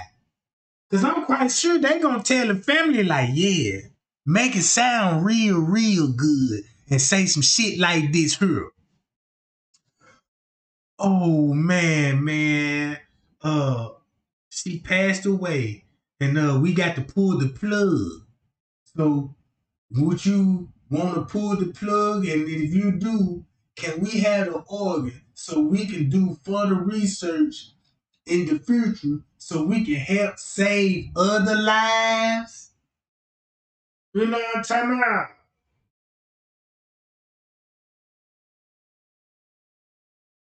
This just finna blow the cover off the Freemasonry. Cause they ain't nothing but a bunch of men religious. So it's a part of their religion. So kids is a part of their religion belief. Then once you trace their religion belief, you gotta go back to Hollywood and look at the kids' cartoons and you know what I'm talking about? And look what goes on in Hollywood with the kids. You know what I'm talking about? It ain't no way that you can look at this shit no other way. And this the type of shit that I need to prove my theory. Cause when I look at other cases, I'm like, damn, this case sound like this. Damn, that case sound like this. All these cases are similar, and now I got the truth why they so similar.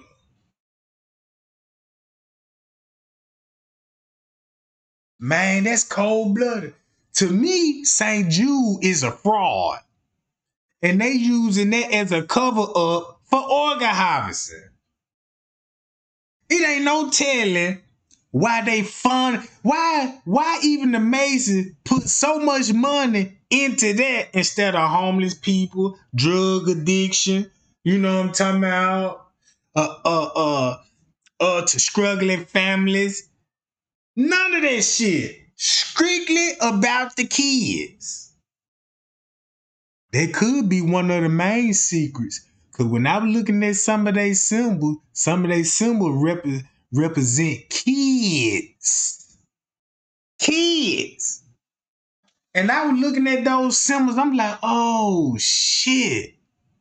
Some of y'all won't understand where I'm coming from because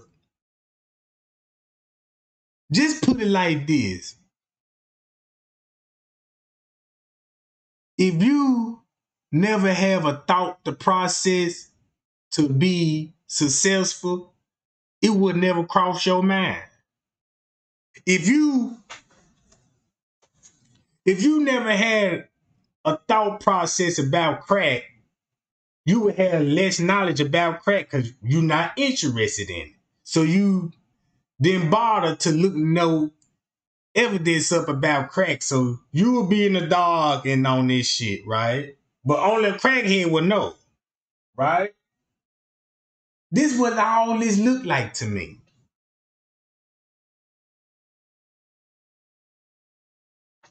And y'all want to know what this is? Y'all want to see how big this really is? Look at this shit. Y'all, 300 children found frozen alive for organ harvesting. 300. And that was 3 years ago. That was 3 years ago.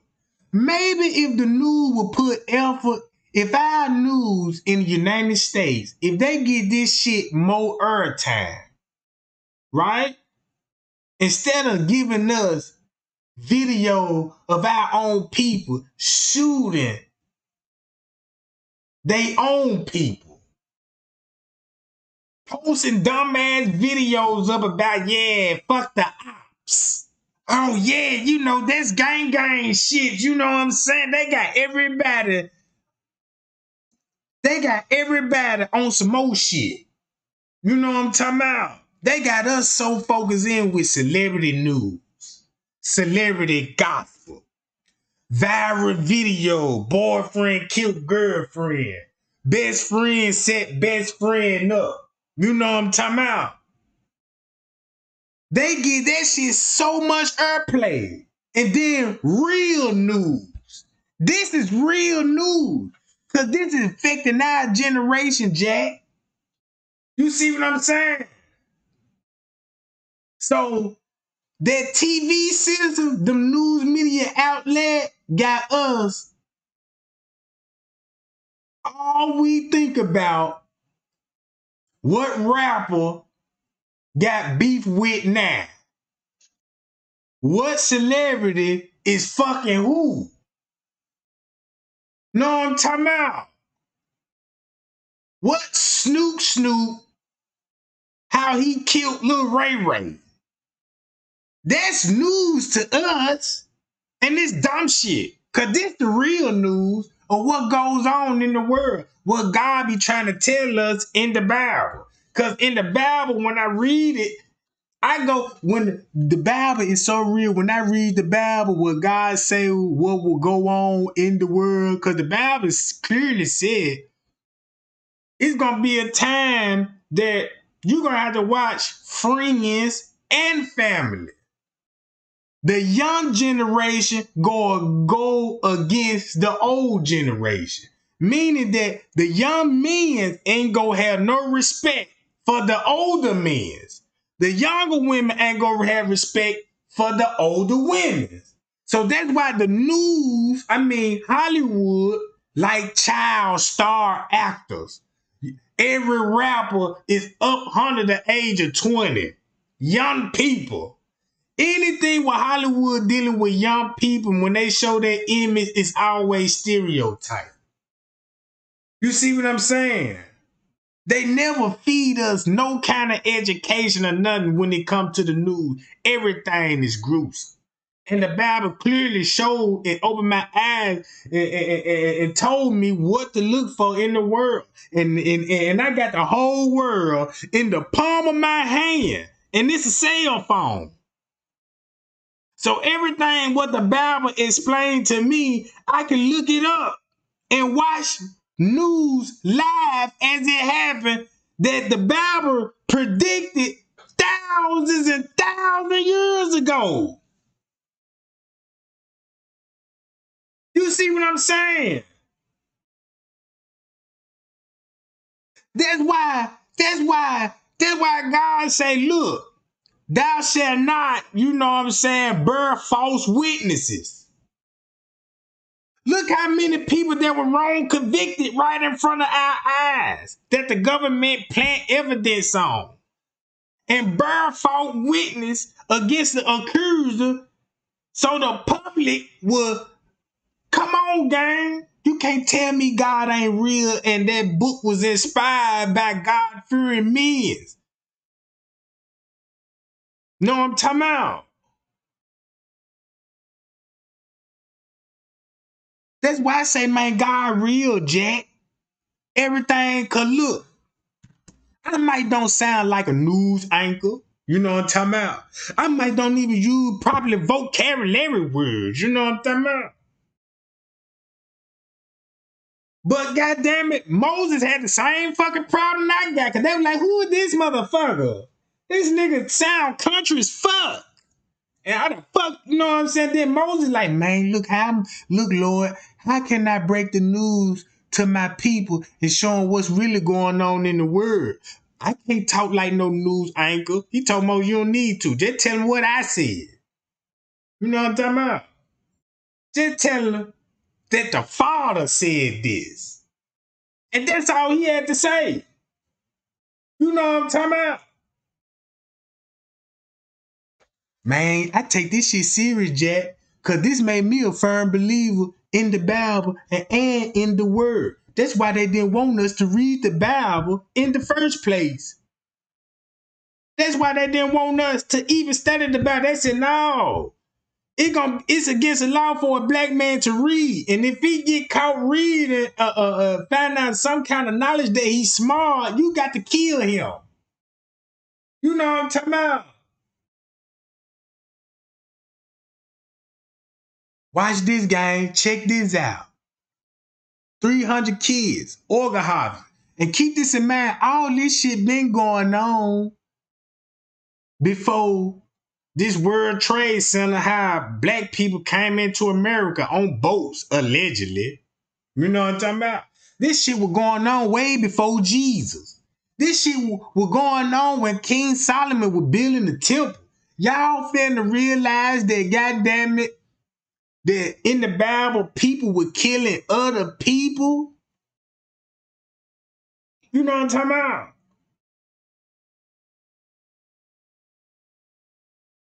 Remember Abraham was finna sacrifice his son and all of this shit? Y'all know the story. Abraham finna sacrifice his son, took him to the mountaintop and was finna chop him in half and all this shit. And God sent the angels like, holy, stop it.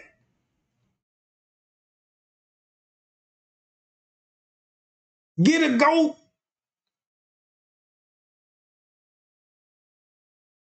You see what I'm saying? Get a goat. And now you got these satanic Baphomet folks got the goat symbol. Right? You got the goat symbol. Y'all see the goat symbol when it come to this shit, bruh? Cause man, one thing God did say, my people. This is what God said. He said, my people gonna die and perish just because of the lack of knowledge. You can die just because you don't got knowledge. You can go to work every day and live a simple life. You just go to work, pay your bill, raise your children. That ain't enough. That ain't gonna get you into heaven.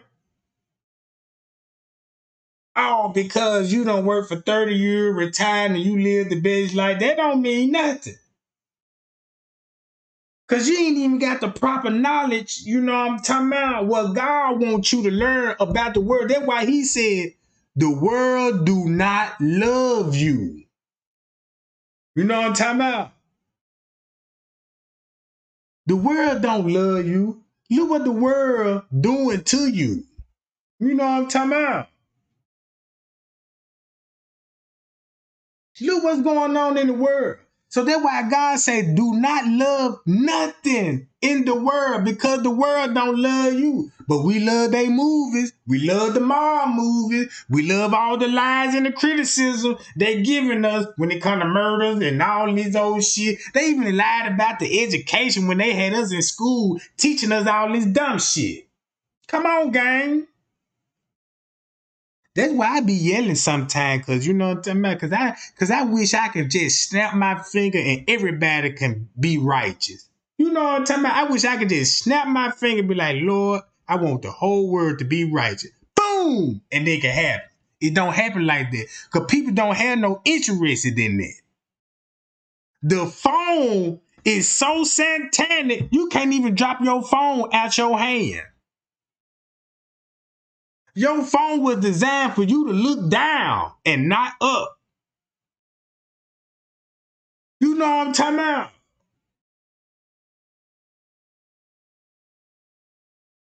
You looking down at the ground, you ain't, look, check this out. You don't eat real food. They got the number one is on the menu from the breakfast all the way up to dinner. You got a swine, a pig on your plate. You got high blood pressure. All the food that you eat, you accumulated cancer. You know what I'm talking about? And then you want to know why you got high blood pressure and cancer and shit. Drinking, smoking like a motherfucker. And then when the doctor tell you, yeah, you know, you need to eat your vegetables and all that. Now, I don't want to eat no vegetables because you got a taste for that pork. That pork don't, look, you, any kind of beans or rice, when you any kind of food that you eat got swine on it. You eat mostly swine, meat, and meat design. Look, this shit so crazy, gang. Look at this shit. 300 kids' body found in the freezer. Found frozen, alive, and packaged on ice for harvesting. Fact check. They play the video game. A sad video is in circulation online claiming to show 300 children found frozen alive for organ harvesting.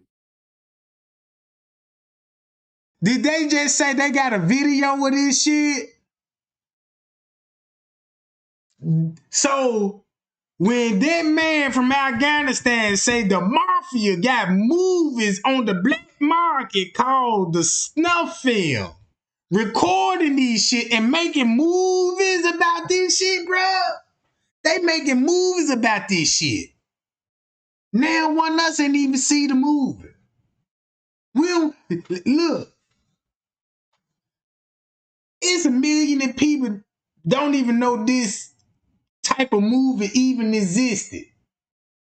You know what I'm talking about? I remember in Hollywood, goddammit, check this out, right? Listen to this shit. Harvesting. It shows couple of scenes followed by appearance of dead body of a boy inside a foam box. Some of the people around are seen removing ice cubes from the box. Accompanying messages claim 300 children are found frozen alive and packed on ice for organ harvesting. No, the claims are not true and explained here. Not children frozen for organ harvesting. Firstly, there are no credible reports about such an incident involving 300 children frozen alive in ice for stealing their organs later on. Apart from the video, the messages in circulation do not carry any further information on remaining children. We have seen the video is doing rounds online with different claims and was in fact viral in China in 2017. What? That shit went viral in China? Why ain't went viral in the United States? China got TikTok, right? Everybody loved TikTok, right? And China was the one that came up with TikTok. Do y'all know the true agenda about TikTok? If you did a little research on TikTok and see what's going on with TikTok, you would delete your account. You would delete that shit, bro. But no. You can't do that. Because you love TikTok. You know what I'm talking about? You love the devil's technology and shit.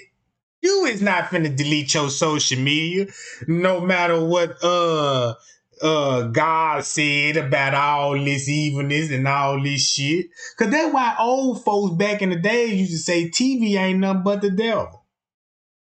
Now you gonna understand why the TV is the devil, cause look what goddamn it, you know what I'm talking about? Hey, I'm killing myself too anonymously, you know what I'm talking about?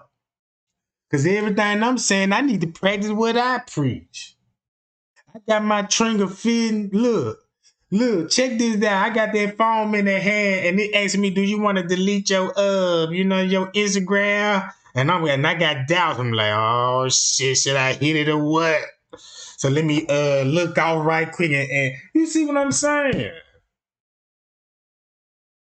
So China, look. In 2017, one version said the traffickers give the child an anesthetic and then freezes him with ice before transporting to their location for organ harvesting/transplantation. And keep this in mind. Did they give Shanquella anesthesia? Cause keep this in mind, anesthesia, we know how anesthesia work, right? We know how anesthesia work. So why they ain't cover up the toxicology report in the Shanquella case? Cause it's something in her system that don't supposed to be in there. And if it be exposed, they're gonna have to do some explaining to do. It depends on what type of shit that's in the system that don't supposed to be in there. Cause if it's related to surgery, cause keep this in mind, if those doctors did surgery on that girl like that, they gave her some kind of anesthesia, anesthetic drug, or prepared for her body to be cut open and organized.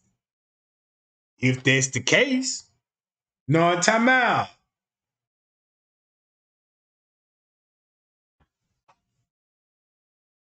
Watch this, guy. Detailed Chinese version of the story is here. There's also another version in circulation saying the video shows a child fallen asleep in the foam box. Allegedly, his parents mistook him for some vegetable and put the box into a freezer, causing the child freeze to death.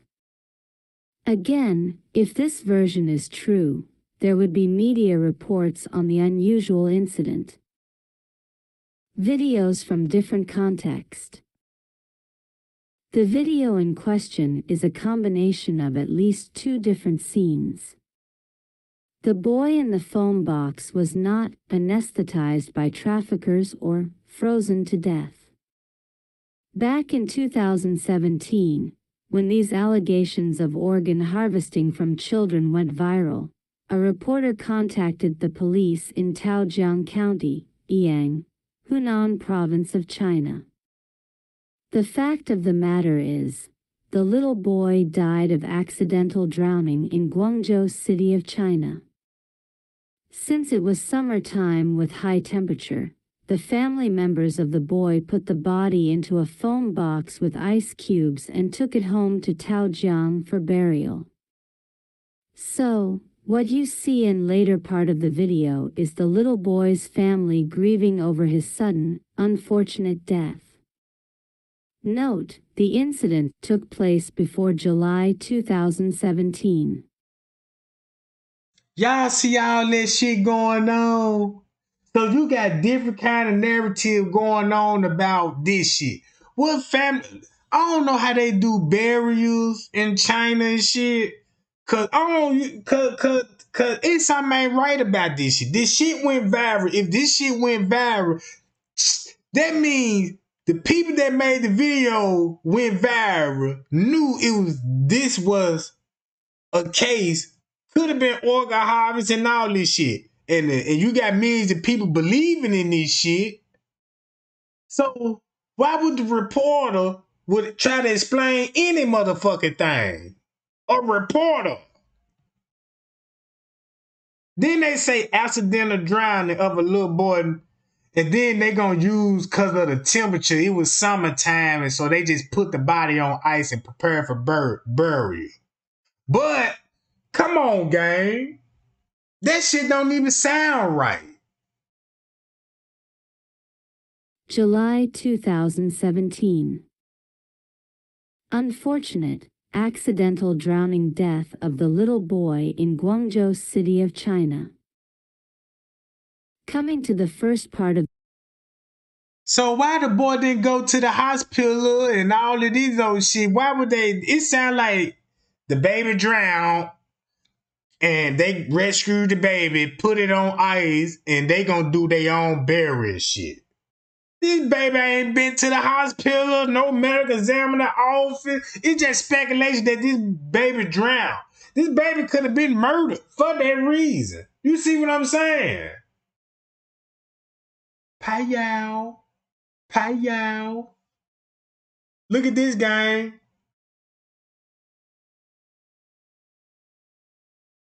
Y'all see this shit? Look what Texas had to say about China.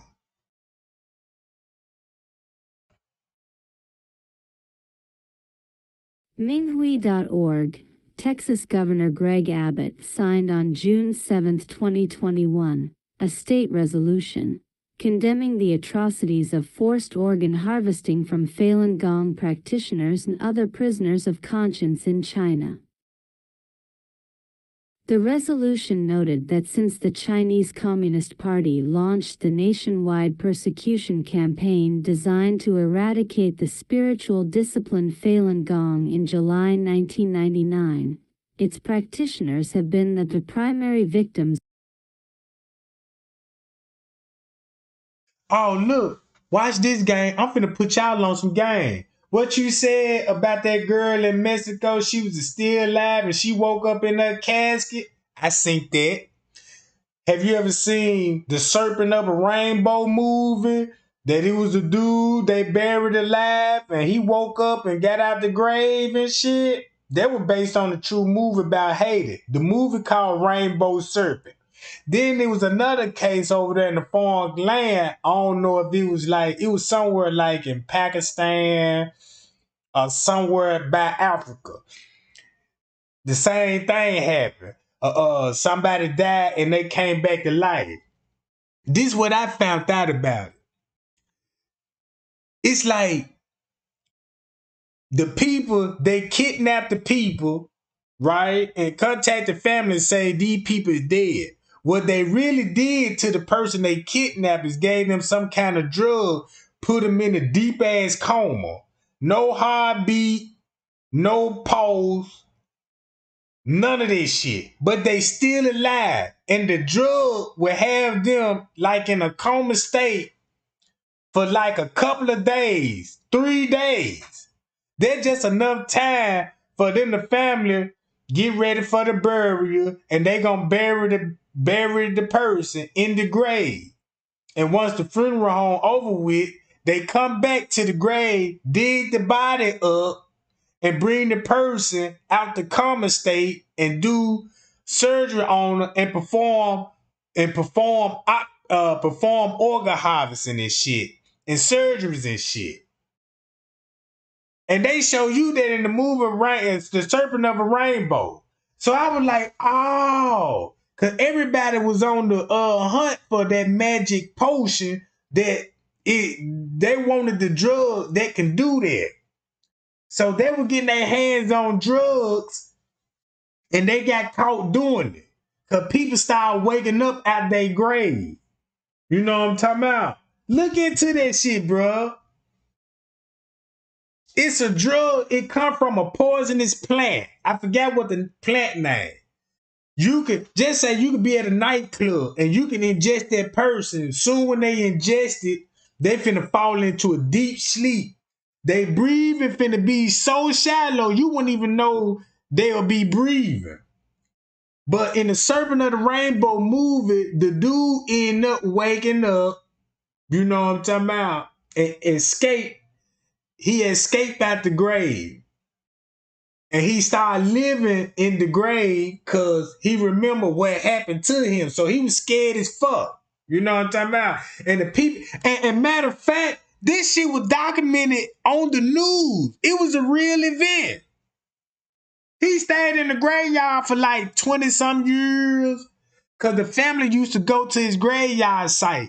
And when they went to his graveyard site and shit, you know what I'm saying? They were like, damn, what the fuck happened? And next thing you know, they contacted him, was like, damn, that's you? They couldn't even believe it's him. Look that movie up, gang, and you'll see what I'm talking about. But look at the government attest what he said about China with their organ harvesting. Victims of forced organ removal, while facing an elevated risk of dying or being killed in custody, according to a 2015 report by non-governmental organization Freedom House. The resolution urges the U.S. government to prohibit collaboration between U.S. medical and pharmaceutical companies, and ban the entry of and prosecute those who are engaged in forced organ harvesting. The resolution was introduced by State Senators Angela Paxton, Donna Campbell, and Lois Kolkhorst in early 2021. Another 9 senators co-sponsored it. In the House, the resolution had 4 primary sponsors, including state representatives Matthew Shaheen, Armando Martinez, Jake Ellzey, and Tom Oliverson, as well as 7 co-sponsors. It was adopted by the Senate on April 15th and passed in the House on May 20th before being sent to the governor's desk. Texas Senate Concurrent Resolution 3 condemning forced organ harvesting from Falun Gong practitioners, signed by Governor Greg Abbott. Senator Paxton said after the Senate vote, "Everything about it, the organ harvesting crime, goes against treating individuals with the dignity they deserve simply for being a human being. Both she and Representative Shaheen believe that the resolution will serve to educate Texans about the atrocity. She said some people may have heard about it, but they don't speak up about it and simply treat it as a rumor. But we want to go on record and say that this is happening and we condemn it, she said.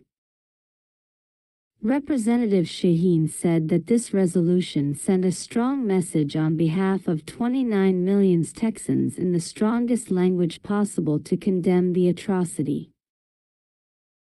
Howard Mansour, a transplant expert, testified during the hearing that one of his patients who had liver cancer went to China to receive an organ transplant 10 years ago but still died of cancer 8 months after coming back to the U.S. Dr. Mansour said that he wasn't aware of the organ harvesting crime in China back then, or he would have warned his patient against becoming an accomplice in the killings. He hopes that the resolution can encourage more of his colleagues to inform their patients of the illegal sources of organs in China. That's why Donald Trump be hard on China. And then think about this, gang. It's Selena Gomez. If Selena Gomez got that kidney and shit, you know what I'm talking about? How long she gonna live? Cause I did a lot of research. When these people be getting these transplants and stuff, they don't even live long. Cause either the kidney or whatever they got transplanted, it's gonna end up getting infected because it's not the original body part. You know what I'm talking about? It's not the original body part. So, but her best friend that gave the transplant, she dead. Did y'all know that she dead? You see what I'm saying? She died, gang. Now, let me do an update on Selena Gomez because I want to see how her health doing and see if she's still active. So let me see what's going on. Let me get my phone out right quick.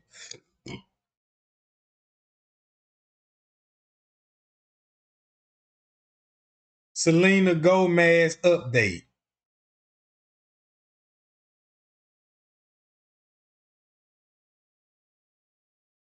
Let me see what's going on.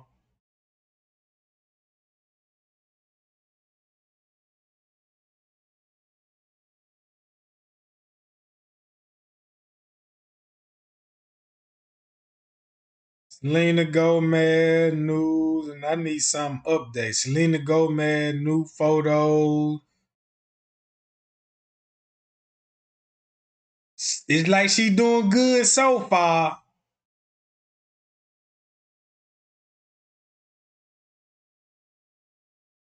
Selena Gomez shared a little glimpse of her dreamy beach home. So far she's doing pretty good. So far. Right? Because I know a lot of people like, yeah, she got Kanika Jenkins' body part. You know what I'm talking about? Because I always wanted to know in the beginning, think about this. I always wanted to know why they even mentioned Selena Gomez and with the Kanika Jenkins in the first place. And then she used to date Bill Murray, or they was close to each other. And then Kanika was found in his kitchen. And then when you look at Bill Murray and some of his movies, he liked to play police officers in a small town. Then he liked to play gold busters, chasing shadow men through hotels and mansions and shit. Talking about who you gonna call? Gold busters! You know what I'm talking about? And all that. And I'm like, I'm seeing some kind of satanic. Cause Goldbusters was a good movie, but what's the real motive? What inspired Goldbusters? You see what I'm saying? What inspired gold busters in the first place and how that idea become about? But, and then when I think about, you got these Texas people, state senators, passing bill about China and their corruption and all of this shit about organ harvesting. That's one thing about China. When it come to China, it's about organ harvesting and how they got China up under control. Like, it's barely crime going on in China, like carjacking and all this shit, like American crime. You know what I'm talking about? Everybody in check over there. They got full control over their citizens over there.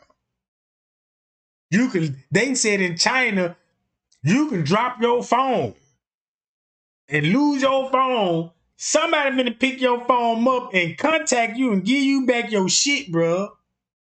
They said you can leave your whole bag in a restaurant, catch the bus on the other side of town, go shopping, and come back to the restaurant where you left all your shit and your shit still gonna be there. Cause they don't just do no stealing out there. You know what I'm talking about?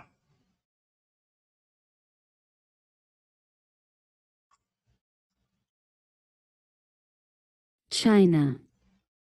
He is also urging the government to bring those involved in the gruesome practice to justice as soon as possible.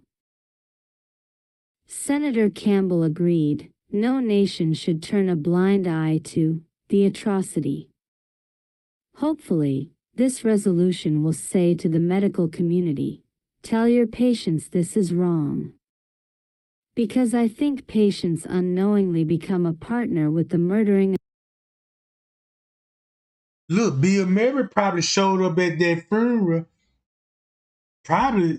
He probably showed up at that funeral, had the mindset Khalid did when he showed up at the mama house. He probably wanted to know what everybody knew at the funeral. Cause he was the only one that showed up with nobody else with him. And then think about this. Y'all remember that dude walked out the kitchen with the big cutting board, right? Where my J4K at? Where the J4K family at, right? Y'all remember that dude that walked out the kitchen with that long cutting board? Guess who that was? Guess who that was? Right?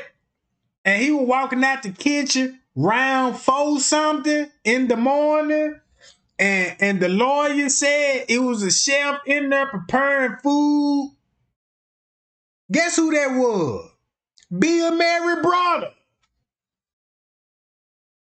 This is what they ain't gonna tell y'all about. Bill Murray brother worked in that kitchen. He a chef. He even got pictures on the wall. I said, that's him, walked out the kitchen. That's his brother.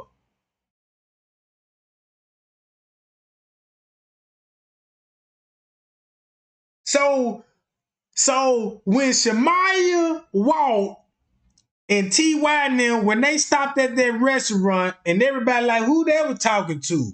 That would be a Mary brother.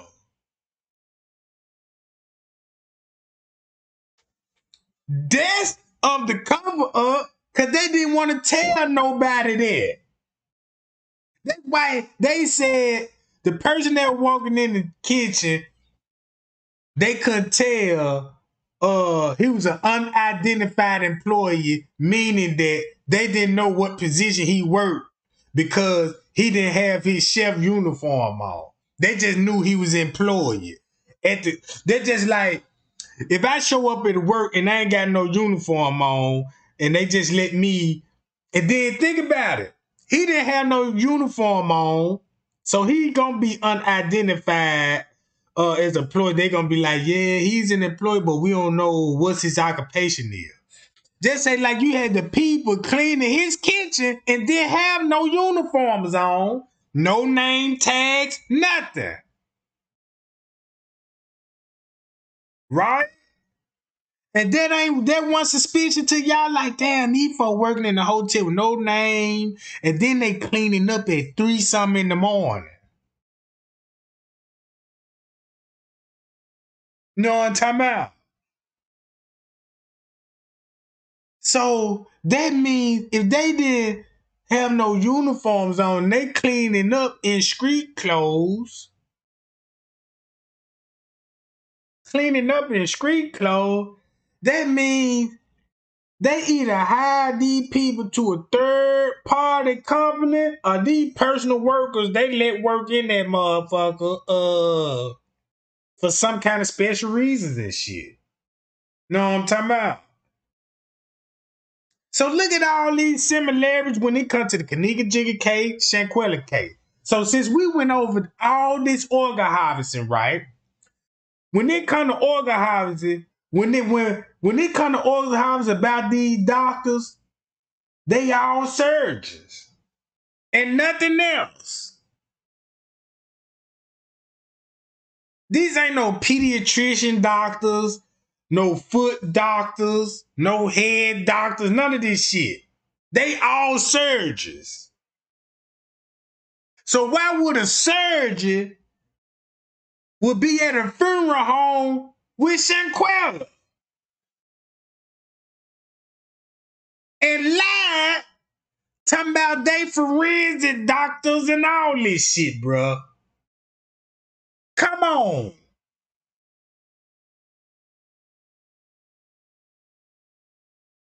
Never went to the medical examiner office and then make it so bad. You got to throw that autopsy they gave us, you got to throw that shit out the window. You might as well just let me fill it out. Give me a sheet of paper, a blank autopsy report, let me fill it out.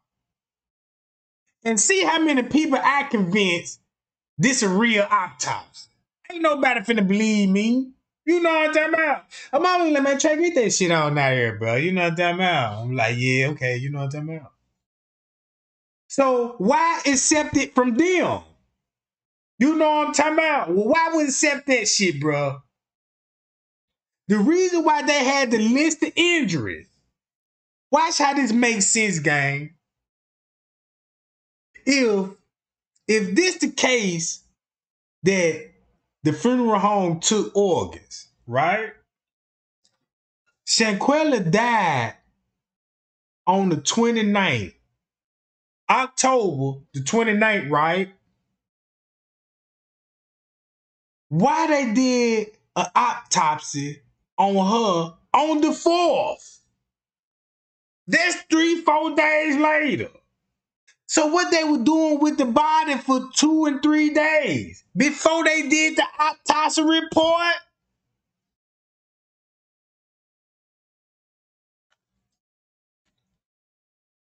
That's just like me. That's just like you telling me, Trey Gang, you'll fix my car. I'm like, yeah. And then you calling seeing the car just parked, no hood up, and you be like, damn, you ain't started on the car yet? You know what I'm talking about? What's going on? I need my car. Like, I need that paperwork. So, what was stalled them for 3-4 days? Because the video was leaked the same fucking day that it happened. And they didn't know it was leaked to goddamn it a couple of days later. To Mexico found out about it and they said, God damn it. Now we got the list of injuries just because the video came out.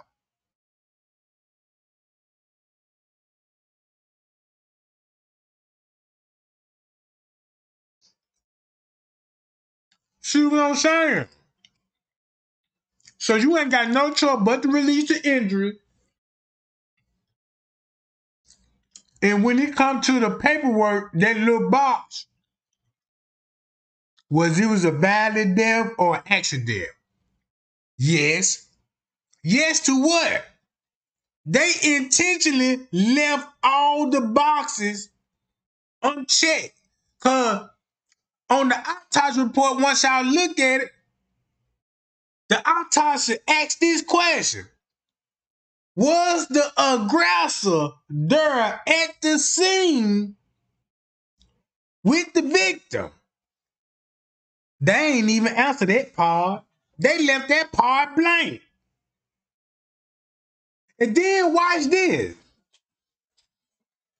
Everybody speculate that Janasia got a warrant, right? It's a YouTuber that's spilling the tea on her case. I forgot that dude's name, but he pulled up and called about the flight records. Check this out, gang. This shit even finna get crazy. Why everybody documented getting on the plane, going back home, instead of Denasia? They ain't got no flight records of how she even got out of Mexico. They ain't even had no flight record for Shanquella when she left because she came back in the box.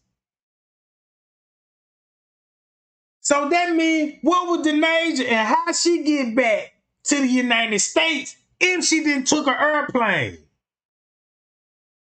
And if she did took an airplane, what airplane that she took? What it was provided by Mexico? Or did they hold her, cause look, she showed up with Kylie with the mother house, right? But she don't have no flight record of her even jumping on the plane going back to the United States.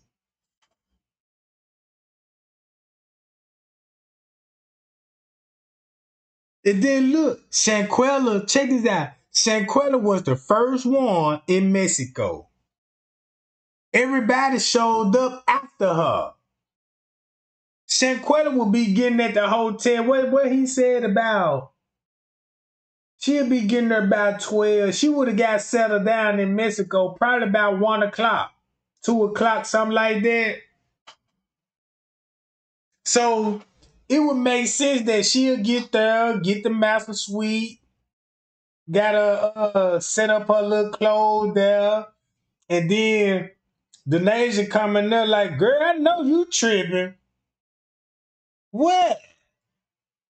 Is this my bedroom? This my master suite and all this old shit. You know what I'm talking about? Use that excuse to follow up long with the murder plan. Now I know it's a lot of speculation, like, okay, did they plan this on the US soil, or did they had an argument about something what happened on that Friday?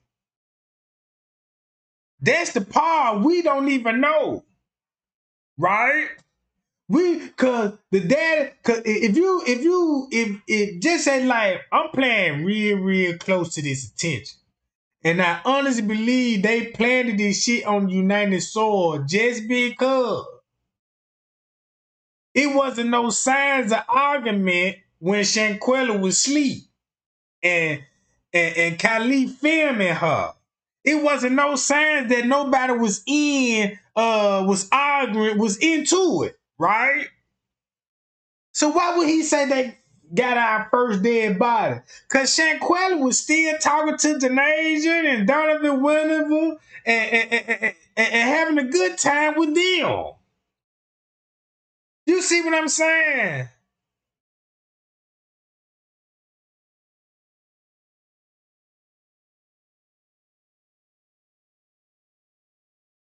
That's the part that I be really thinking hard on. When it comes to the Shanquella cave, these the main things I'm concerned about. Surgeons at a funeral home. That's a red flag.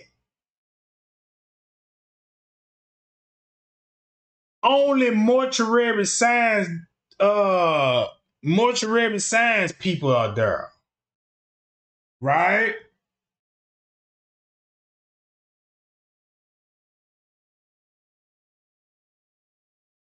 And check this out. You got surgeries there. at a funeral. You got a doctor with no kind of medical training to treat the injury Shanquella had. But she was there with a fucked up ass story. Right? Then you had 2 police officers there. Umar and his colleague. 2 police officers there. That sounds like they go to ring right there. Then on top of that, Denasia is a nurse. And she was assisting the doctor about chest compression, CPR. They was working together on her body. And then on top of that, you got a big ass pill bottle on her fucking dresser.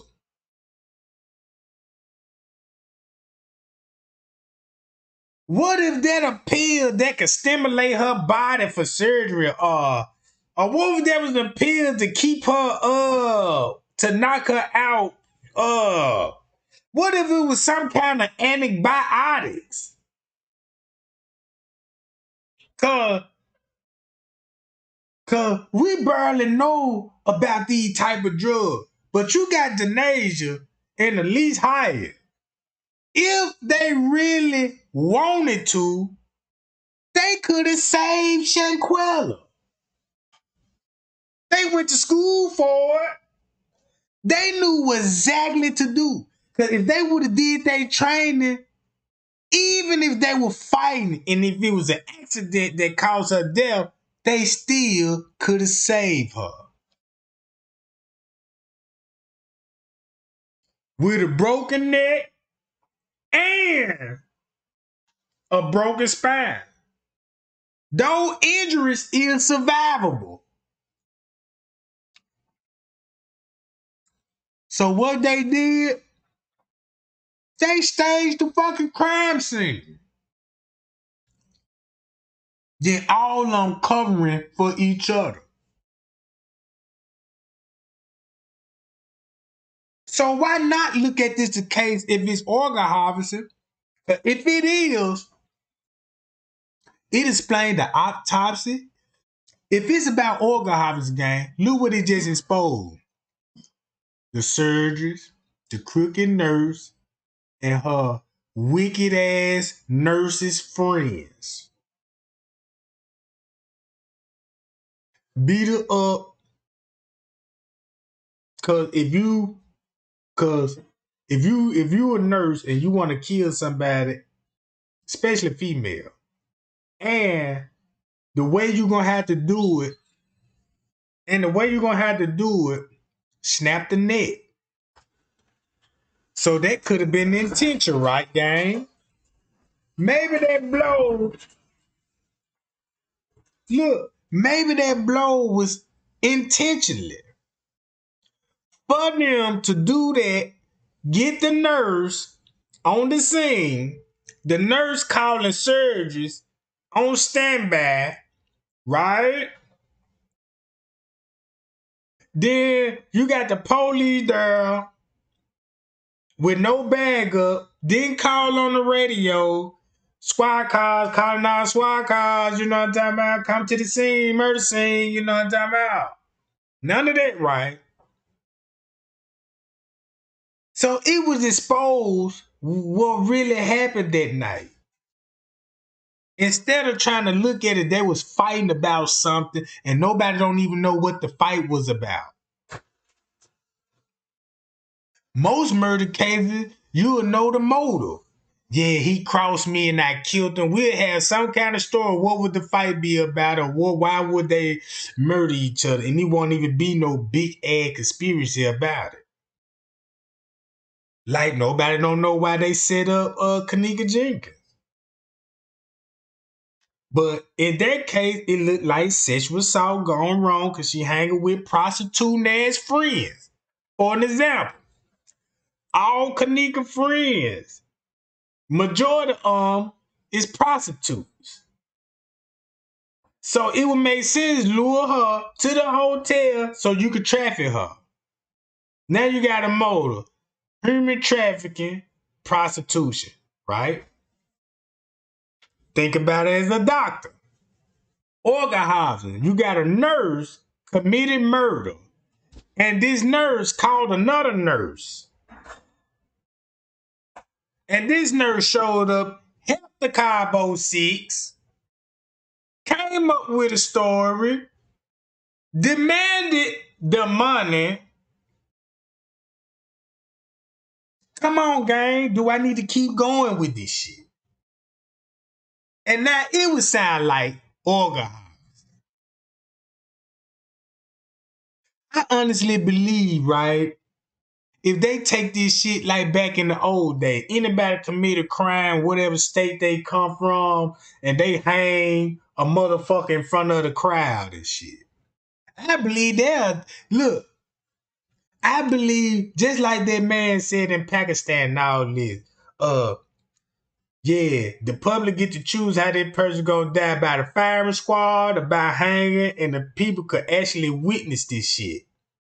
Like they used to do in America when they did the black folks like that. Hanging them on trees and all the white boy could see churn and shit, you know what I'm talking about? You got the firing squad shooting. That's how they were doing it back in the 1800s. You know what I'm talking about? What if they bring that shit back? I bet crime gonna goddamn it gonna drop dramatic. Cause they'll stop them niggas laughing in the courtroom. They'll stop motherfucker clout chasing, wanna be copycats of murder, right? They'll stop all that old shit. You would have motherfuckers solving and crying, you know what I'm talking about? Cause they know they about to die. But I don't believe in killing no human being. Killing is wrong. You only kill is defend yourself. God gave you instruction how to kill. God gave you instruction how to kill. And guess what the number one thing a police would say to justify shooting a black man? He feared for his life. But he the only one got the gun. So somebody reversing God laws. You can shoot somebody if they enter your house. You can shoot somebody if they charging you. You know what I'm talking about? You only kill when you threaten and defend yourself. So when American United States Army go and invade Iran, right? They got the right to defend themselves and take out many troops as they can. Because you on their soil declaring war. But since our mind so fucked up, because what the president told us, they got weapons of mass destruction. They terrorists. We need to go over there. So they done gave us a false narrative about these people just for the war. Because they go over there intentionally murdering. You know what I'm talking about? Hi, y'all. And look at this, gang. We all looked in this shit together. Think about Jelani Day. His eyes were gouged out. His lung was missing. His heart gone. Liver, kidneys, liquefied. It's gone. It's gone. But he was a medical student. If he was hanging with Ray Ray and Ray Ray wanted to kill him, Ray Ray would have shot him or beat him to death. If a doctor want to kill a motherfucker,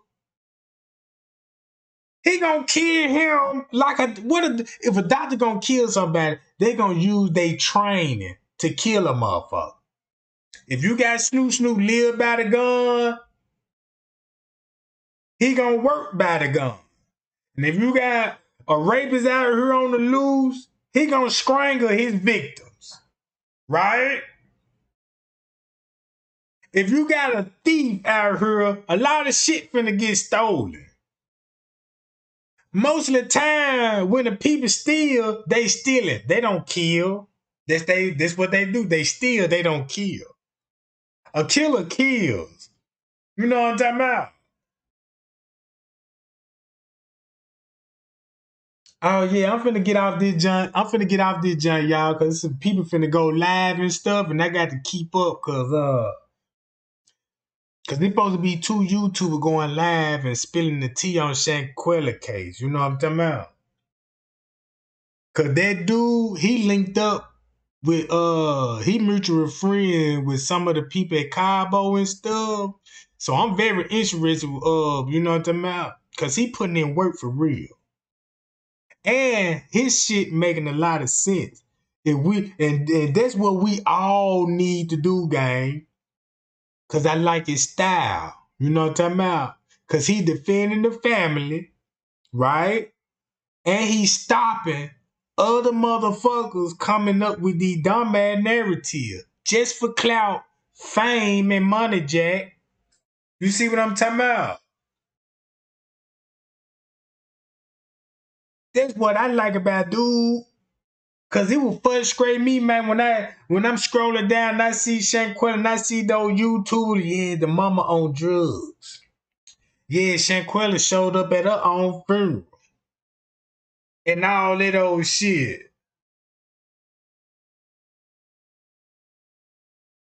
Oh yeah, gang, which y'all want me to go back live tonight and finish this up? Yeah, I can do that, gang. You know what I'm talking about? Yeah, I can do that shit.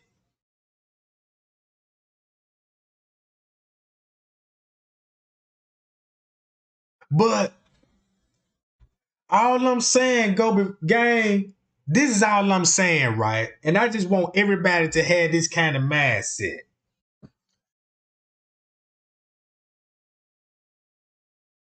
Look at this picture.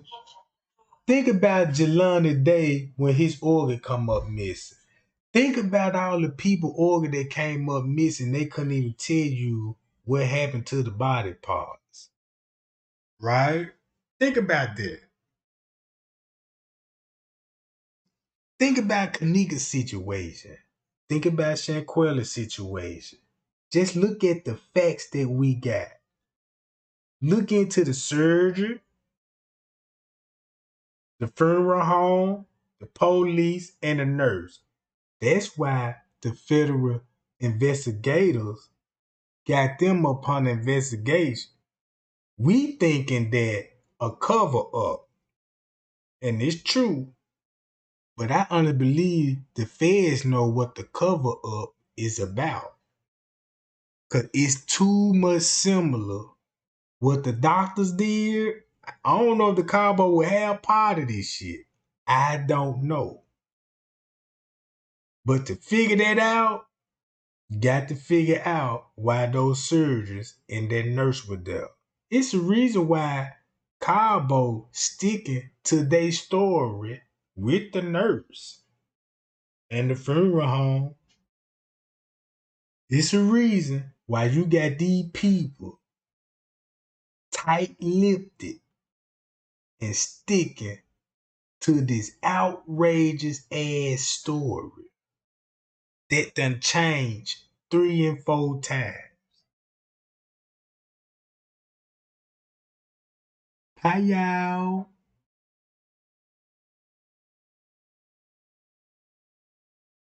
See what I'm saying, gang?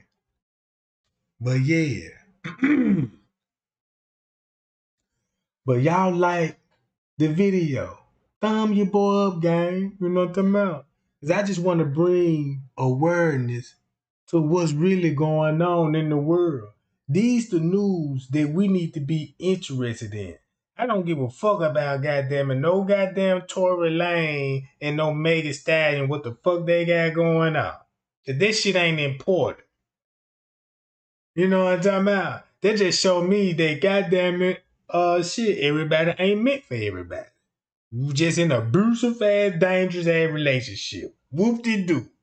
I know a girl down the street, you know what I'm talking about? Her nigga done killed her. You know what I'm talking about? But everything, when I read this, everything what Alice Jones said, and I was hooked on Alice Jones in the way early 2000s. He was the first one that said they got presidents, popes, priests, state senator, and high officials. They go to private island because they got immigrants been kidnapped and forced into slave traffic, into sex slave. And he said this shit in the early 2000s. And the whole time, he predicted this shit, and 10, 12 years later, you got the Epstein case